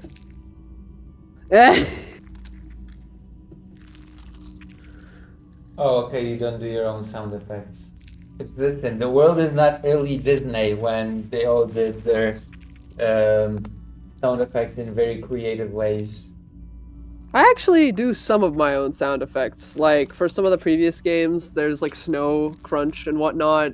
So whenever I have the chance, I do it myself. It's just that there's like some things that I can't do. So for those, I use Freesound, which is really good resource. Yeah.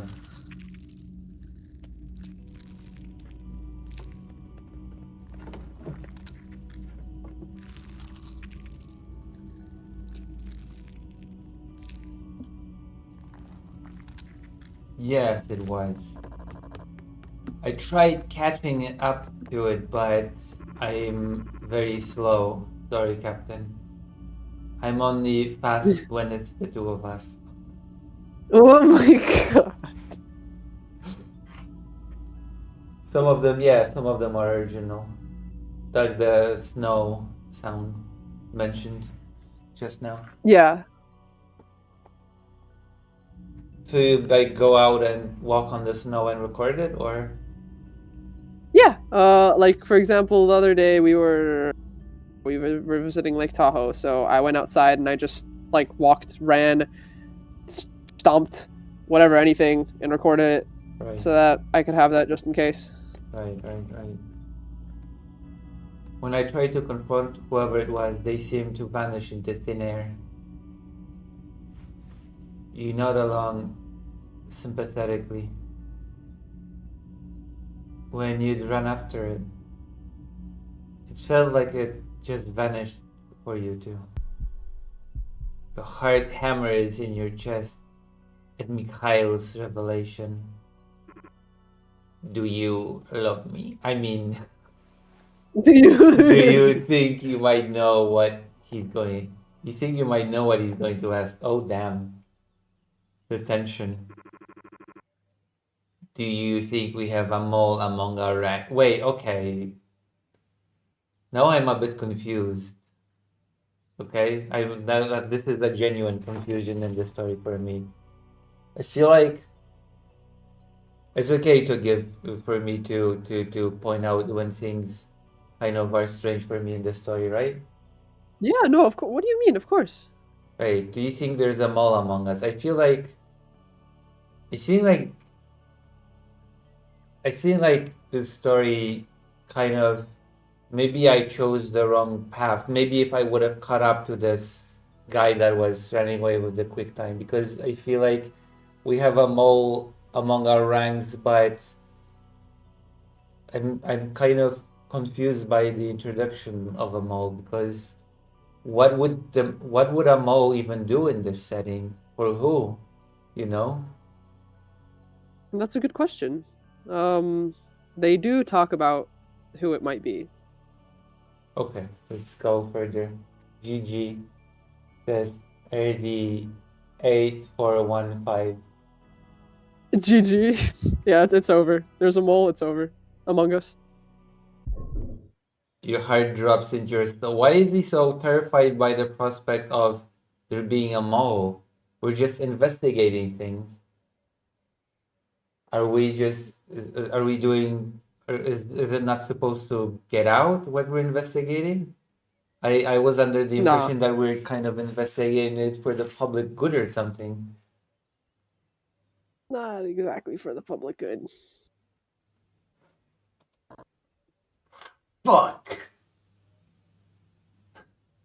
And then the captain says, "Yeah, we will. I mean, let's investigate further."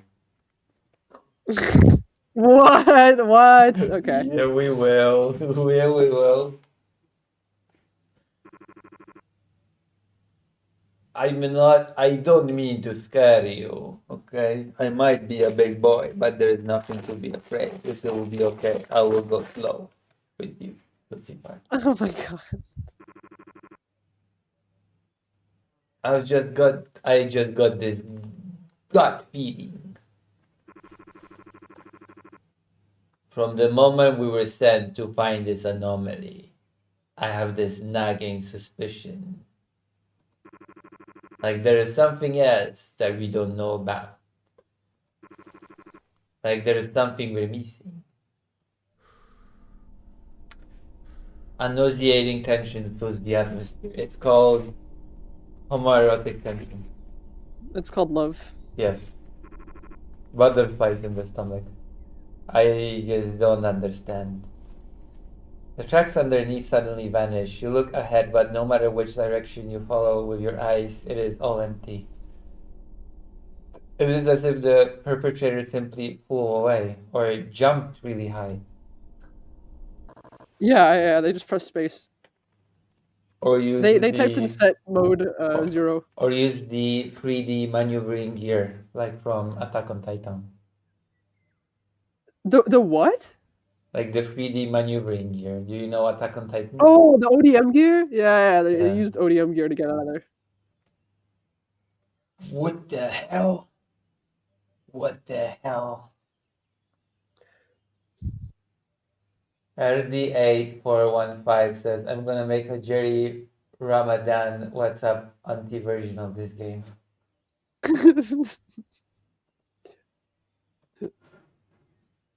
Is this a person from your community?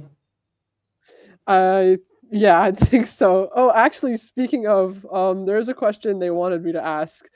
Apparently it's another Polish streamer. Do you know who Drutut is? Who? How do you write it? How do you write it? Can you write it? Drututt.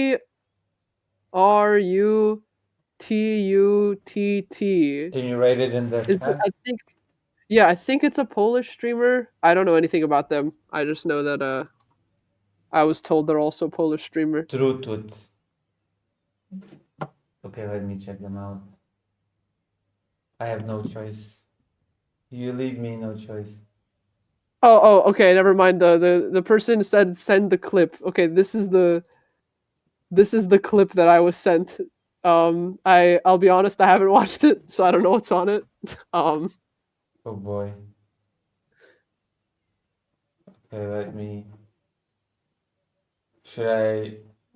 see.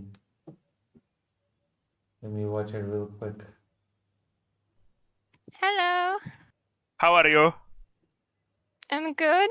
It's kind of hard to keep headphones on with the wig on, but it's fine. Wig on. Okay, nice. How was your day? Wait, let me think Wait, what which one is which voice is the one? Which one is the creator? I actually have no idea which one is it. I wanna play. Oh, the guy. Okay. Quiet! What? Hello. What was that? How many? Oh my gosh! How? Okay. 66.1 thousand subscribers. 66,000 subscribers? Yeah, Oh. that is not good. Okay, support your trans Polish streamers like myself. Agreed. Everybody, please subscribe to Lucy Has It. Thank you. Yeah. Thank Right you now. very much. Right now. Yes. Do it. Are you in chat? Do it now. Do it now. Yeah. Do it. Okay. Do it. Do it. Do it. Do it. Will you Even PewDiePie will you subscribes. subscribe? The question hangs menacingly in the air. Exactly. You have a mole. Like in My Hero Academia, they had a mole. If you watched My Hero Academia. I'm already subscribed I to haven't. Dr. Jones. Is it good? It is nice. I like it. I like Boku no Hero Academia. I'm a bit of a linguist. I speak pretty good Japanese. Really? Yeah. Oh, wow, that's actually really impressive. I mean, I've tried learning a bit. It's pretty hard. Yeah, it is nice. Thank you. Thank you, RD8415. I have actually 3 channels. This channel is for gaming and art and stuff like that. The Lucy Has a Network channel is for politics and news, which I cover. And the 3rd channel, Lucy Has a Films, is for my documentaries and interviews Hello? from my war journalism. Hello? Did Oh, you- yeah, sorry. I think my internet messed up for a second. Yeah. Could you link the channels so I can post them in my server Oh, yeah. so people but could sub to them? When is the Polish food review channel? I can review food in here. Okay, I have like Coca-Cola and Oreo. So I will link Hey, let's do a review. Yeah, it's Oreo is good. You know. You like Oreo? Oreos are pretty good. Coca-Cola is also pretty good. I like Dr. Pepper a lot. I Have do you like drink Dr. it? Pepper. Oh yeah, Dr. Pepper is good. They It's made good. a joke about it in that TV series Scrubs. Do you know Scrubs? Mm-mm. It's about doctors, and one doctor sarcastically said, "Are you a doctor like Dr. Pepper is a doctor?" That's funny. So this is the for the documentaries that I do, like the interviews and documentaries, because I do war journalism. I can say that now Mhm. because my article was published in a magazine. Oh, that's so cool. And the network channel is for me covering politics. Okay, I will link these two as I kind well. of separated these two because it feels you're all laughing until you need Dr. Mario. True. I feel like audiences are just confused, by what am I actually doing, Mhm. If as I said earlier today, if I'm like, oh, watch me play a game,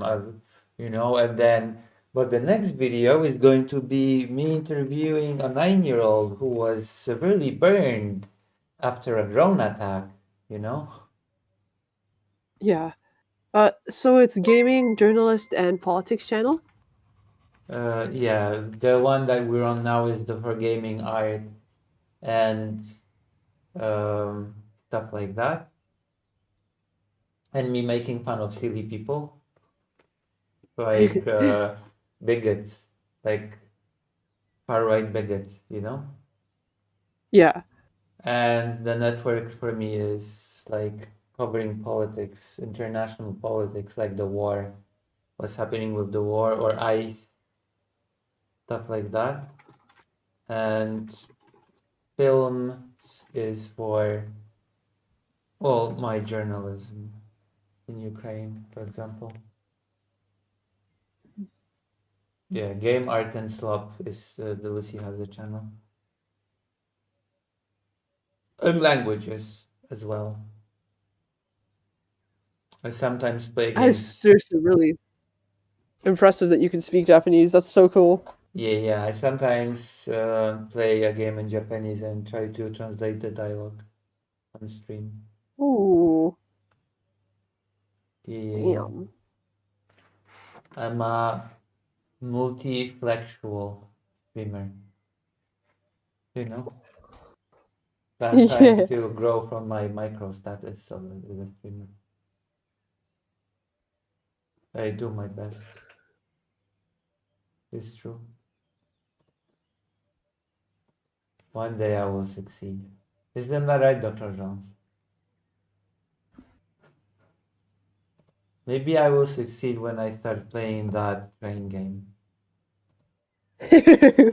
Train game. Yeah. I think that's the best bit to come out of the stream. Yeah. Talking about the trains. Dr. Jones I hope to one day play the shrugs train game. in the chat because Dr. Jones is a skeptic. You know? Dr. Jones is like, I don't know.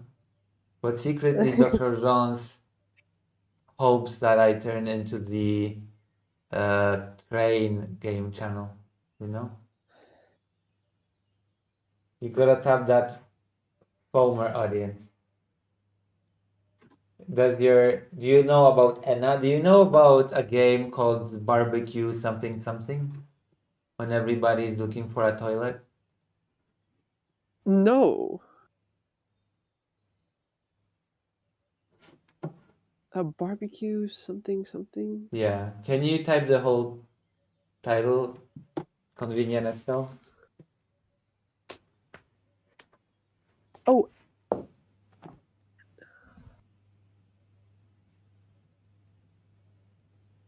I know it has barbecue in the title.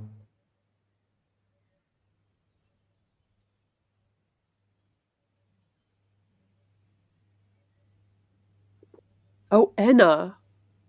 I've seen a bunch of like art of this character and animations and stuff. I have not played it though.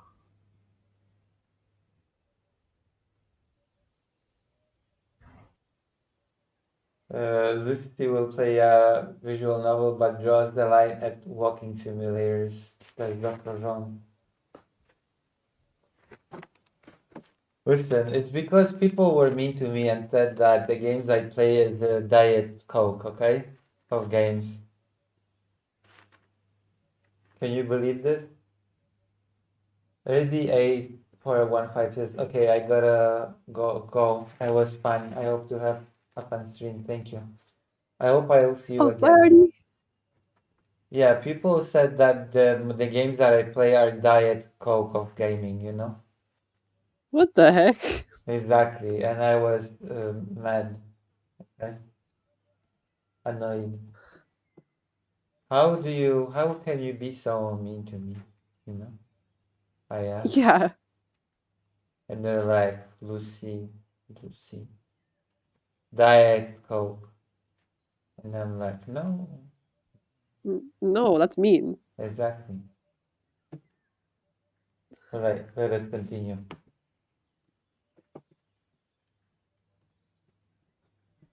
Whoa, wait, what happened to the what's happening?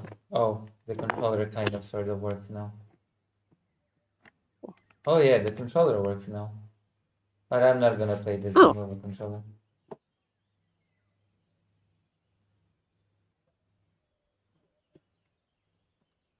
Where's the music? What happened to the music? Is there supposed to be music now? Can you hear anything? Not from the game. Yeah. There's not supposed to be music now, right? No. Okay. I was scared for a moment. Yeah, I know. I think it's. You search for many minutes in the depths of the forest. No more footprints. No signs of life. Only us two. Boys in the forest. So Croissant says, Lucy, you broke the game in front of the dev? That's the best way to break it. I don't think it's broken, but No, I think it's maybe? okay. I heard the sound effect in the game, so I think it's fine. Okay, then yeah, it should be good. If there are no sound effects, then yeah, Dr. John would be right. It's Dr. Jones, you know? That's Dr. Jones. Yeah, that's Dr. Jones.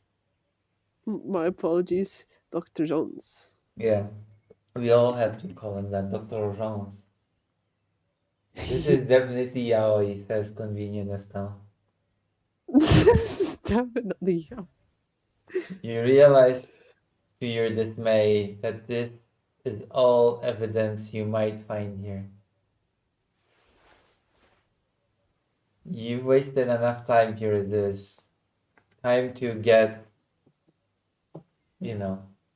busy with the captain. Time to get frisky. Yep. Yeah. Time to be productive. A productive citizen of the pirate ship.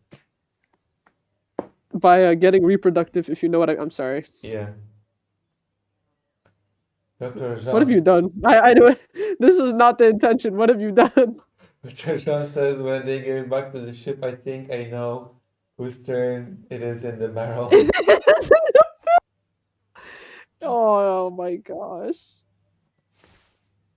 The bottom line is, oh, the bottom line. Okay. Finally, I've accepted my role in the pecking order. The bottom line. Good. I am the bottom. You haven't found the anomaly. And the anomaly is your top priority. That's not true. I have other priorities on this island. Oh At yeah. least one. Oh yeah. I think I can guess what they are. So at least one priority I've got on this island. Right now. You have to move on before it's too late. The trek back to the ship isn't nearly as insightful as you had hoped. Or hoped. Oh, and travel to the abandoned island. Let's see how many people got this. Now that is not good. 54% of players have this achievement. Indeed.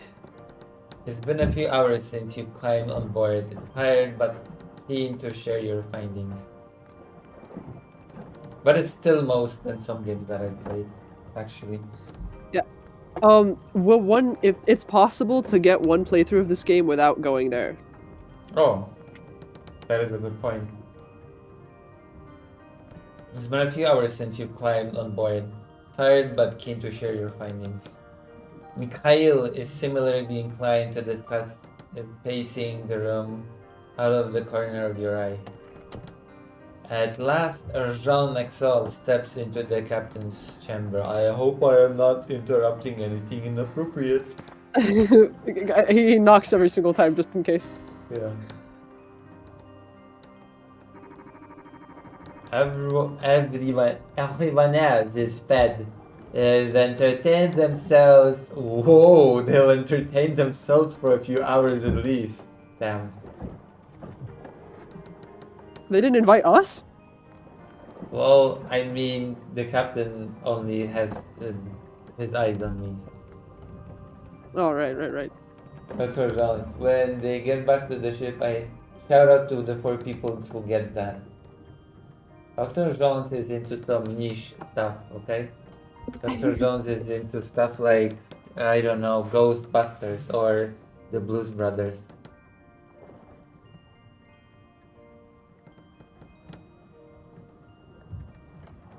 One moment.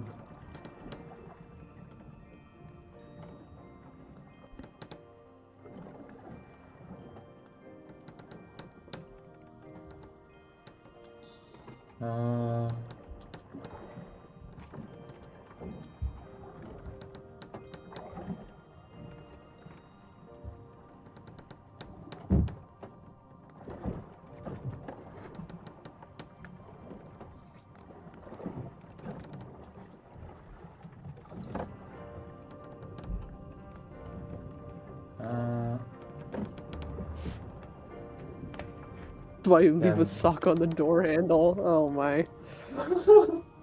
True. Yeah. I do like the game though, you know?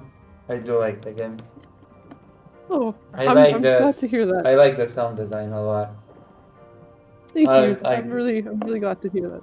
Yeah, for me, sound design is a big element of a game. You know, I like it when the footsteps, sounds, etc. You know, I like when that's Yeah. pronounced. Like we're I'm very glad to having hear that. fun with the thing, but it does have intrigue, you know. So that's good. Okay, I'm glad. I'm really glad to hear that. Like I am actually curious as to what's the whole thing about, you know. Yeah. Yippee! Like I'm making loud jokes about everybody being into each other, which I believe to be canon in the story, but it doesn't change the fact that the story is intriguing. Dr. Zhang says it's peak Diet Coke. Listen, everything that I like has to be called Diet Coke, okay? Because people are jerks to me.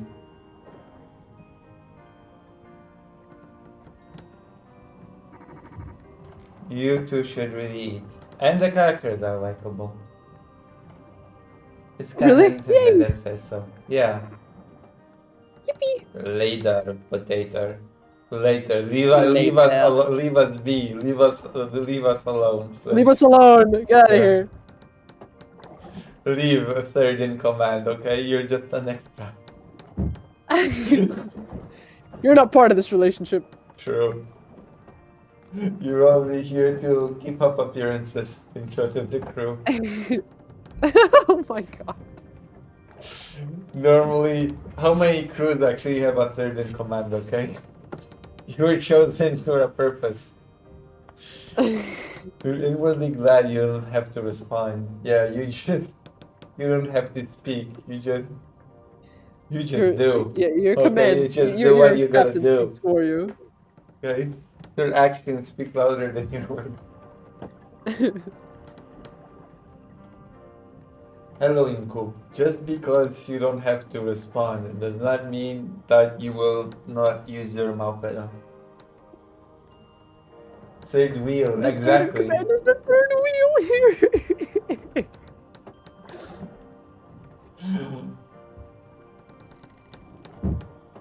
You are too pent up to eat. Oh my god. Okay, listen. You knew what you this dialogue, okay?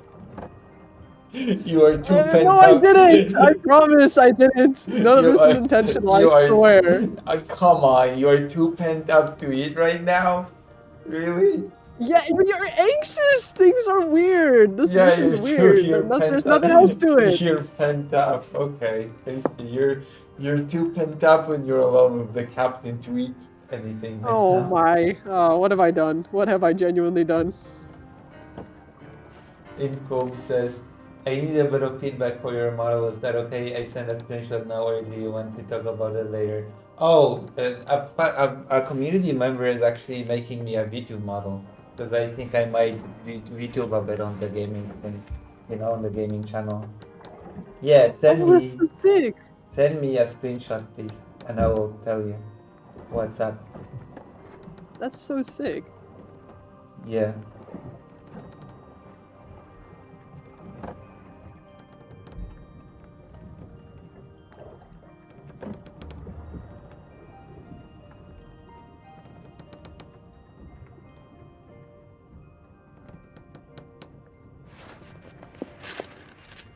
Trying to nail the fur look is quite hard. Yeah, it can be. I think maybe you'll find a tutorial for that. Yeah, so far so good. And the texture will do some of the... It's actually turning out really nice.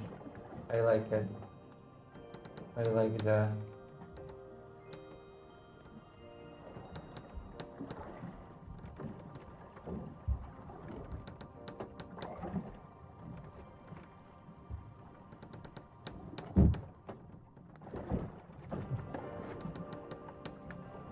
You are too pent up to it right now.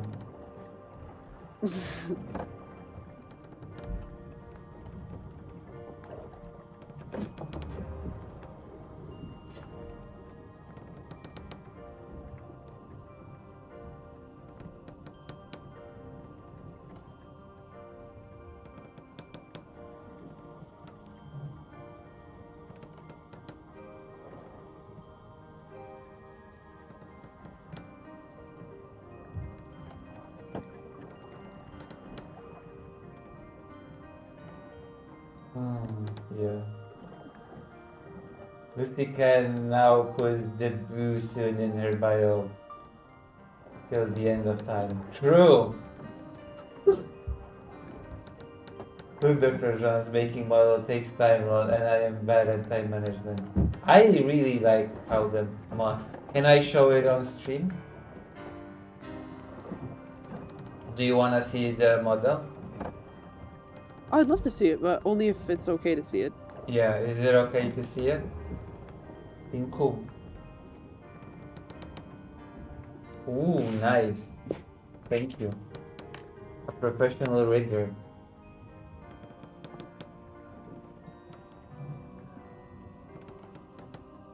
Yeah, I like where it's going personally. I kinda really like where it's going.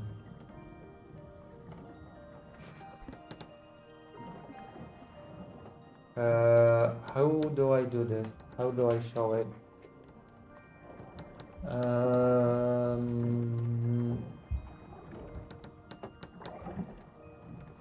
I'm going to click here. Oh, there you go. What do you think? What do you think?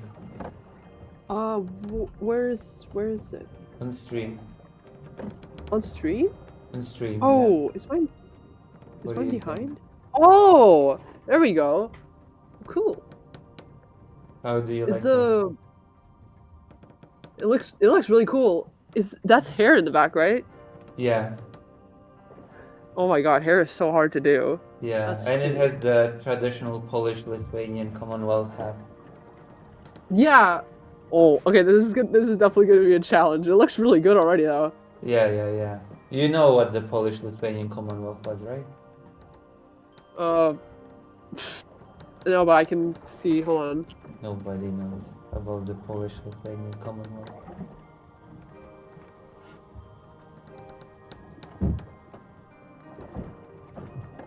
Yeah, but you still have to do the front hair. You know what I mean? You understand my feelings? Yeah, the hat with the feather. It was a pain in the ass to model the hair, I bet.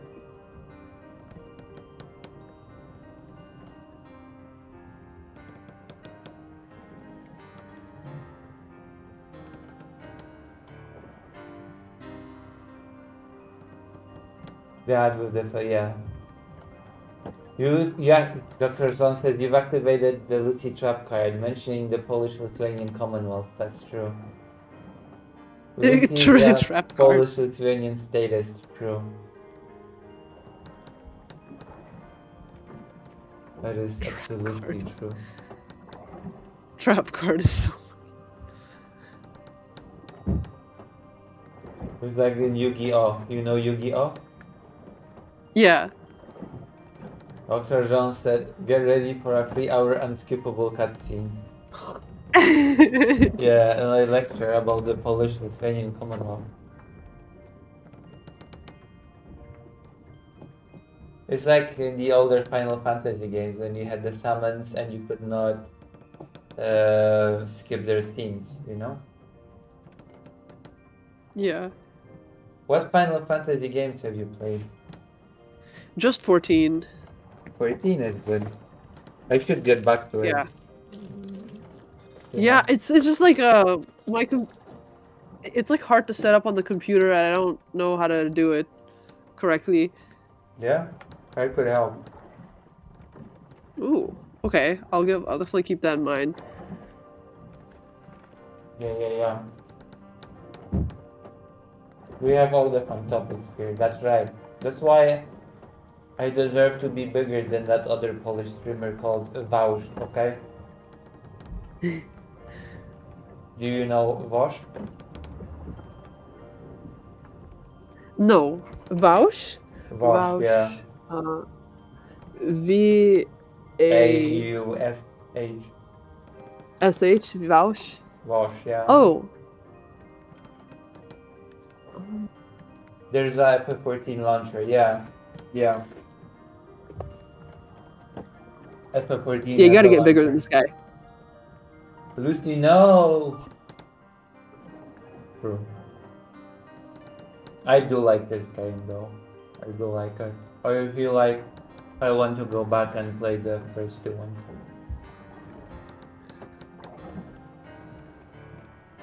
Yeah, the first two.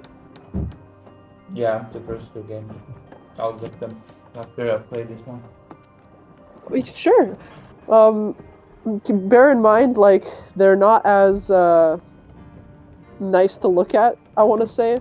Although, Wait. I guess you'll decide for yourself.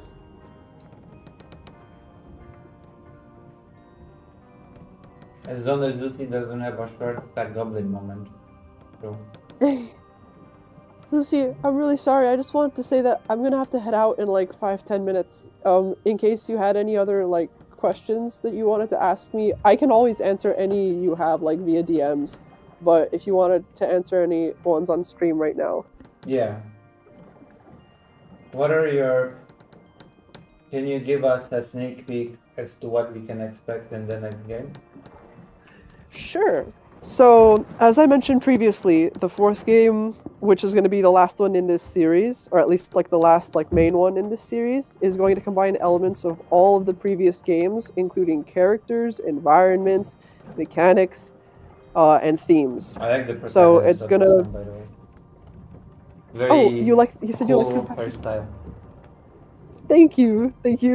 So yeah, you can expect like just a melding of like everything, and for hopefully all of the answers that have been built up over the last or all of the questions that have been built up over the last 3 games to be answered. I will say that the canon ending of this third game gives you a direct sneak peek into the beginning of the fourth one, like of what's going to be happening. Okay. So we'll have to figure out which one's the canon one when I unlock them. Well, yeah, I guess you will. Yeah. And I have a question. It's like a design question, if you will. Sure. Yeah. Do the swirly things on there, are they simulating waves in the water?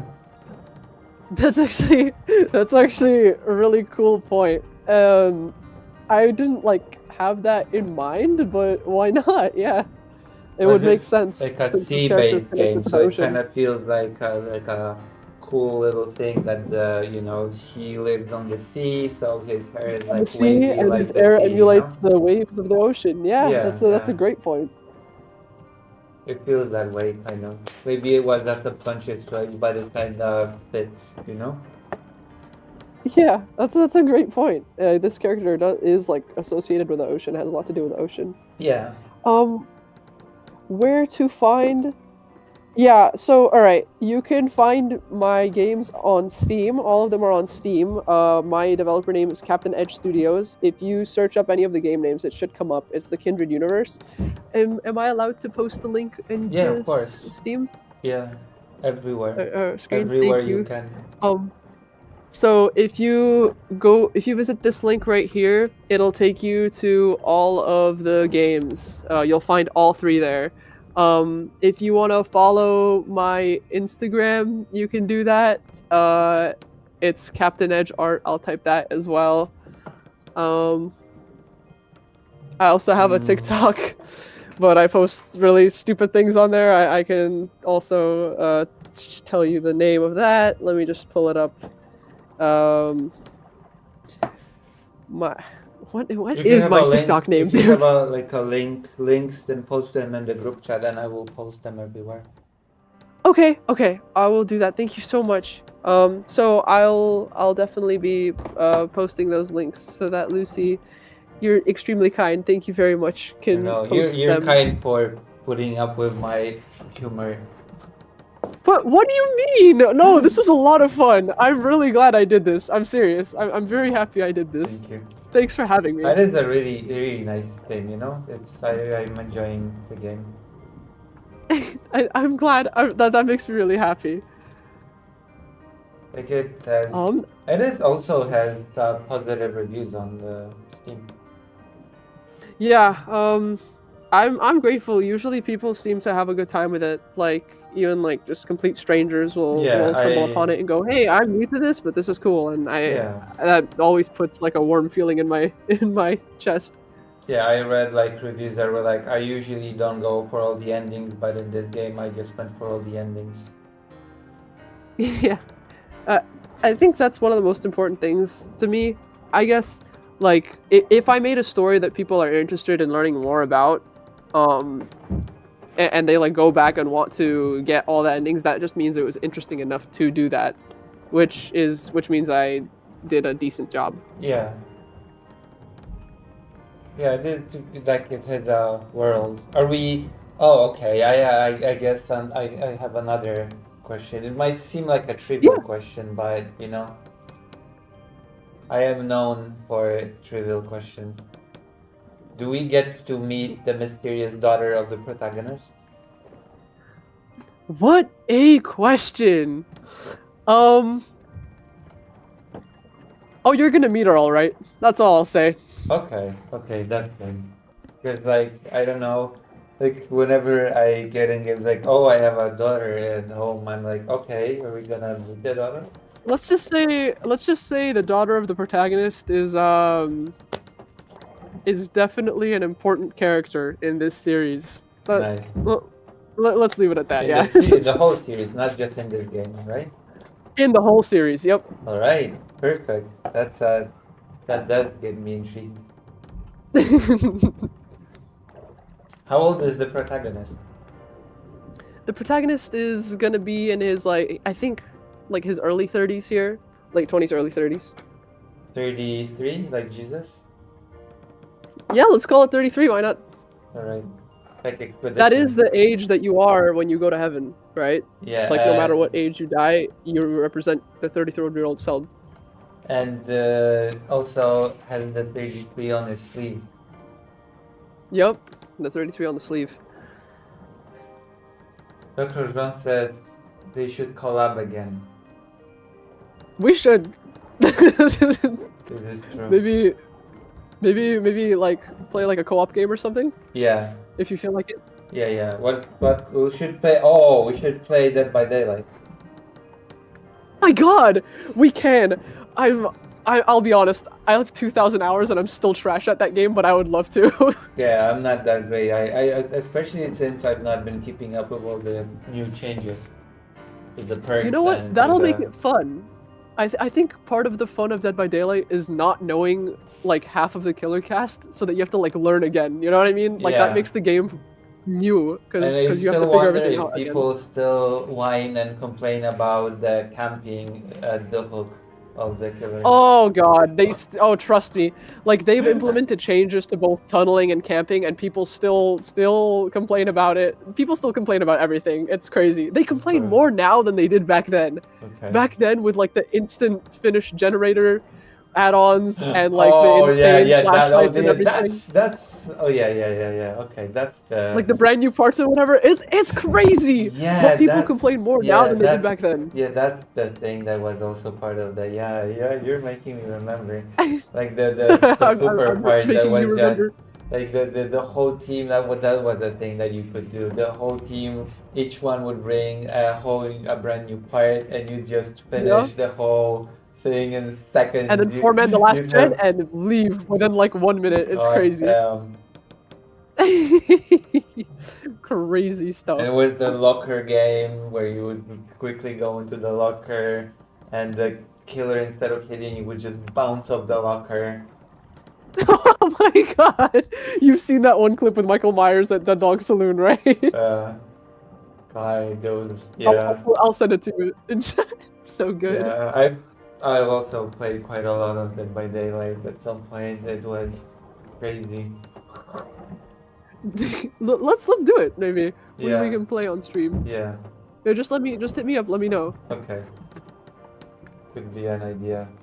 Dr. Jean says that it's too toxic of a game, but you know, it's okay. It's you know what? We'll wade through the toxicity. We'll be the light. We'll be the light in the army of darkness. Yeah, I'm gonna copy and paste all the links now. Okay, thank you so much. I'm probably gonna do an announcement on the Discord and on YouTube. You know, I'll do YouTube post after this and put all the links there, you Okay. know? Okay, awesome. Oh, and I guess I should include a link to my Discord server too if people are interested in joining. Yeah. You don't have to join, but you can. Here, I'll I also have to. It is my duty now.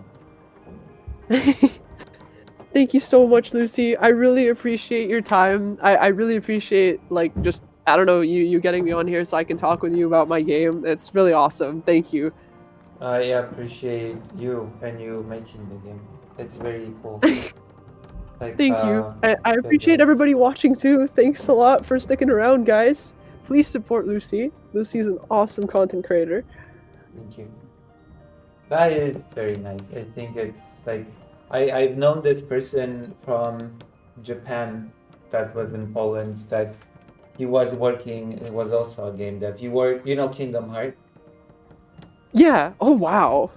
So he was the developer for the spaceship in Kingdom Hearts 3. That's The spaceship okay. That's section. pretty cool credit. Yeah, so it's like, you're like, but you did the whole game yourself, and just like he did just the part. Hey, you know what? I think any creativity is cool creativity. I just Yeah. want more people to create things because That's I true. think everyone has that in them and they just need to do it. I think so, yeah. I believe so. Oh. You're like the person that did the, well, at least at some point he did hire more people, but at least to some level, Stardew was made by a single person, right? I think so. I know several games that were made by one person and they're what inspires me. Like I look at that and I think, you know what? I want to try to do something like that too. Like Miro Yeah, working on and Fear you and Hunger, did. and that's like a crazy game and they made it by himself. I mean Toby Fox mostly works on pretty much everything Right. with Undertale. But Also, yeah, it's hard. really cool stuff. Hot take. I like Deltarune more than Undertale. Okay. I think that's a perfectly valid take. I think a lot of people love Deltarune over Undertale. Undertale is great. Deltarune is the story that Toby really wanted to tell, I think, from the start. It's pretty special. I'm actually on chapter 3. I only I'm in the middle played of the first two, but I like Deltarune. It's a really nice game. Yeah, and so far the third one's really fun. Yeah, I'll have to when I'm grown and not poor and starving. I will get it. Listen, that a long-haired German Shepherd is also a very high cost, Yeah. I might Okay. send a photo to the group chat. Yeah, please do. Hold on. Oh, I have a photo of the long-haired German Shepherd. Hold on. Oh, there he is. That's a great photo to send to you. There you go. I send you a photo of the long-haired German Shepherd. This is him. Oh my, majestic. Yeah, he's So pretty. raging homosexual. Perfect.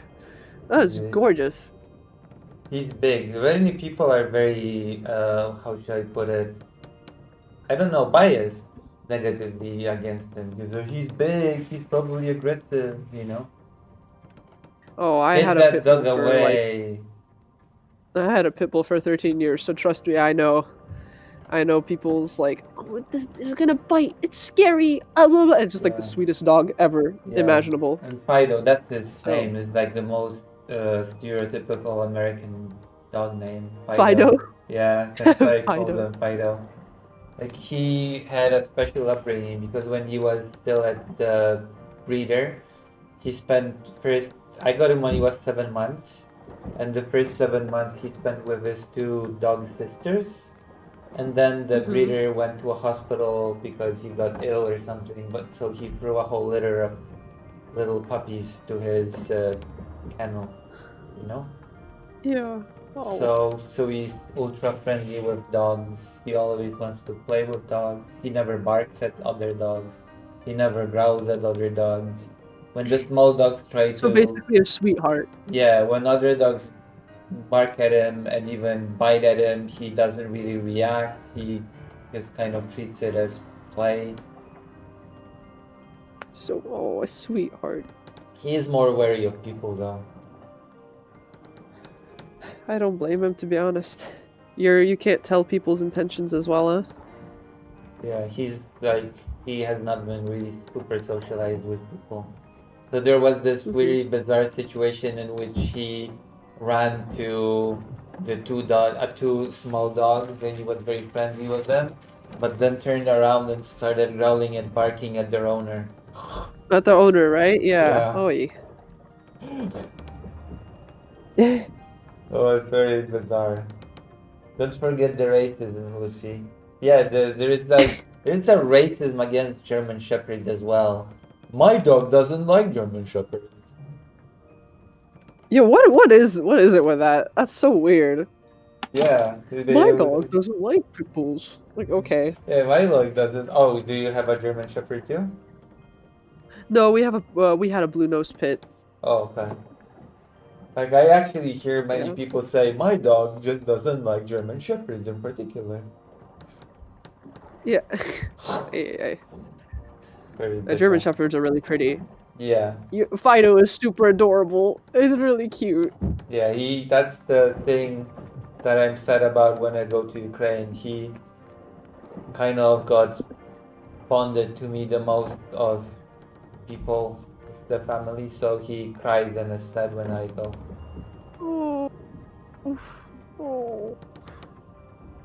You know. I love dogs. Yeah. Yeah. He is a boy. Yeah.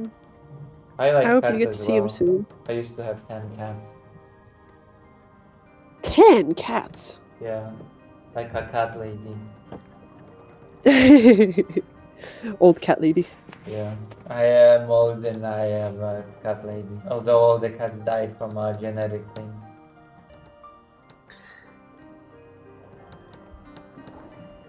Yeah.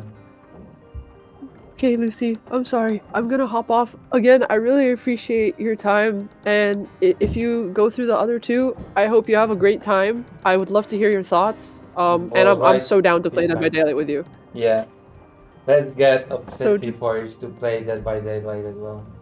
Yes! Yes! Perfect! We're gonna indoctrinate someone else. Amazing. We're going Sure. to kidnap them and force them to play Dead by Daylight. Amazing. Yeah. We need Static. You know what a Static is, right? You played Final Fantasy 14. A static. No. It's like a regular team that you play games with. Oh, yeah. My god. I really should play that game again. Yeah. Okay, well, let's kidnap Obsessive Forge. We're gonna be playing Dead by Daylight soon. Yeah. It's a date. Exactly. Very nice. I'll see you soon. I hope you have a great night. Yeah, thank you. Thank you very much. Bye. Bye bye. I disconnect now. Let them go, Lucy. I cannot, okay? I cannot let people go because I am, Lucy has that, you know? You know what that means? You understand my feelings? How was the call? How was the talk? Okay? How did you like the conversation? Should I have more conversations like this on the channel? What is your opinion on this topic?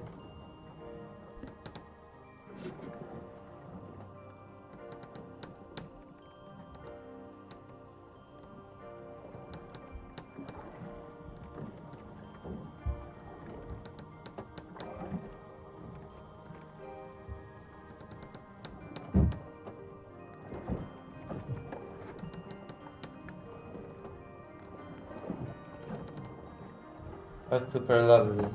Nice. This is my road to becoming not just a micro creator, you know? You know what I mean? I have more. Tomorrow I have the event and I already am setting up a conversation with a person We need more conversations on the channel, I think. We need to do more, what do you call it?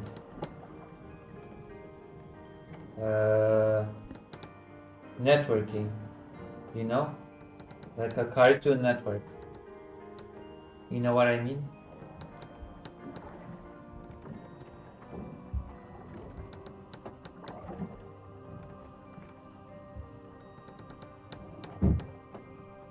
Lucy, I'm in love, you know. Wait, in love with me? Convenient Estelle just proposed to me?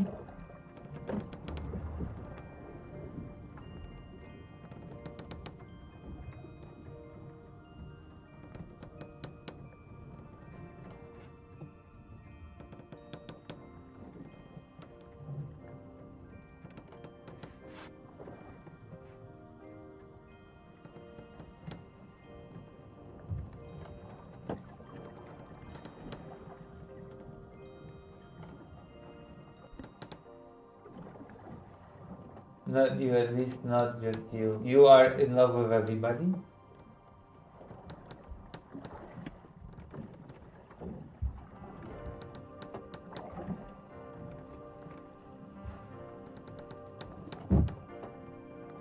You know who I'm in love with? Dr. Jean.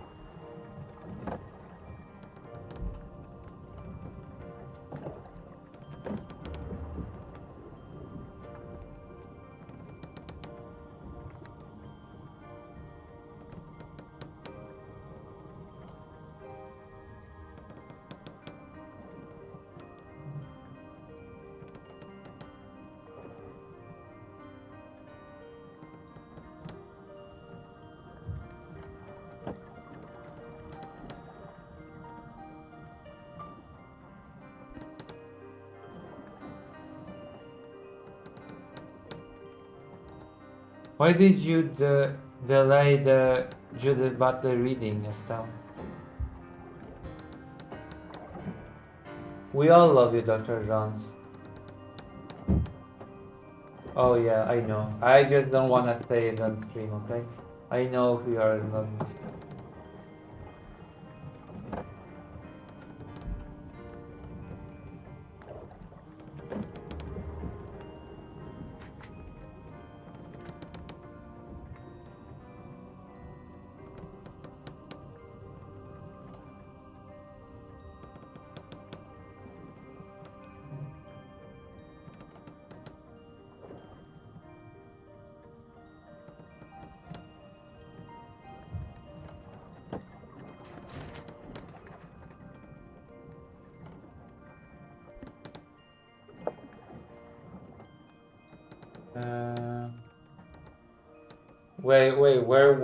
Where should you go?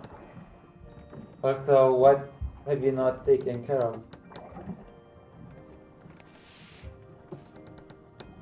I am too pent up to eat right now. I am never too pent up to eat, by the way. I'm going to eat steak later.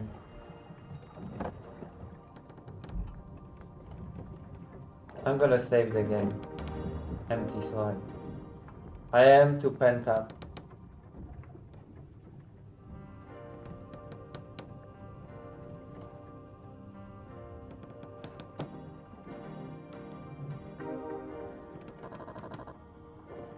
We need to discuss our findings. Gather to ham in agreement and you gather around the bacon. Mikhail gets straight to the point. There was someone on the island. Why? The Frenchman stares oddly at the captain's expression, entirely taken aback.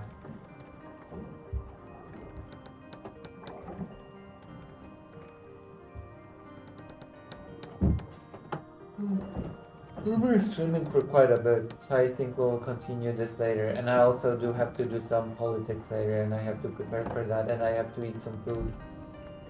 So I think we should all take a break to take care of ourselves. Yeah. Also, I am doing a lot of cool things on Patreon, okay? So if you wanna become a Patreon, okay, then you will have a lot of cool things, okay? It's like, what do you call it? You have comic books and you will have mini essays history. And the lowest tier for Patreon is $1. I'm gonna post, I think.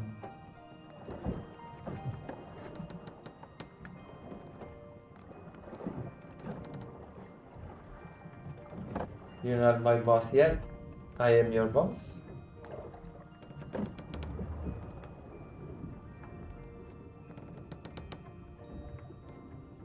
So I will see you, okay? I will raid you into somebody. And then we'll do politics later. It's gonna be mucho fun, okay?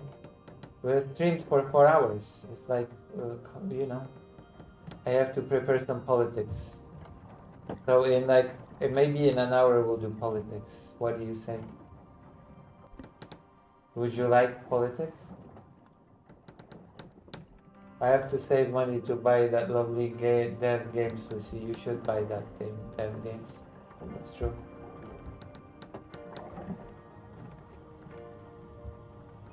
But you should also be a patron for $1.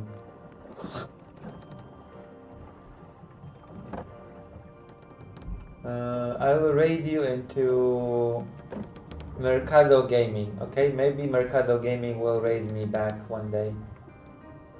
Say hello to Mercado Gaming who is playing a game of some sort. And tell them very loudly that you are of Lucy has a community. Yeah, I have to stop for now and we'll do politics in an hour, okay? I'll be back in an hour to do politics. I will see you, okay? I have to eat steak.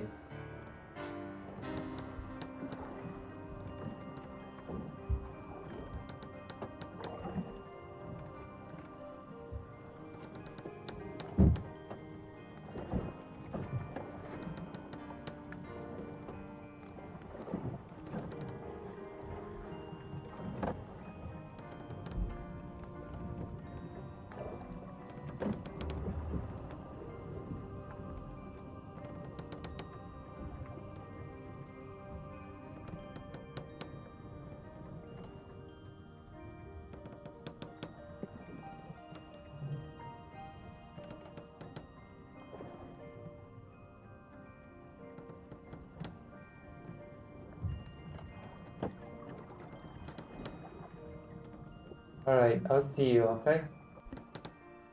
Bye bye.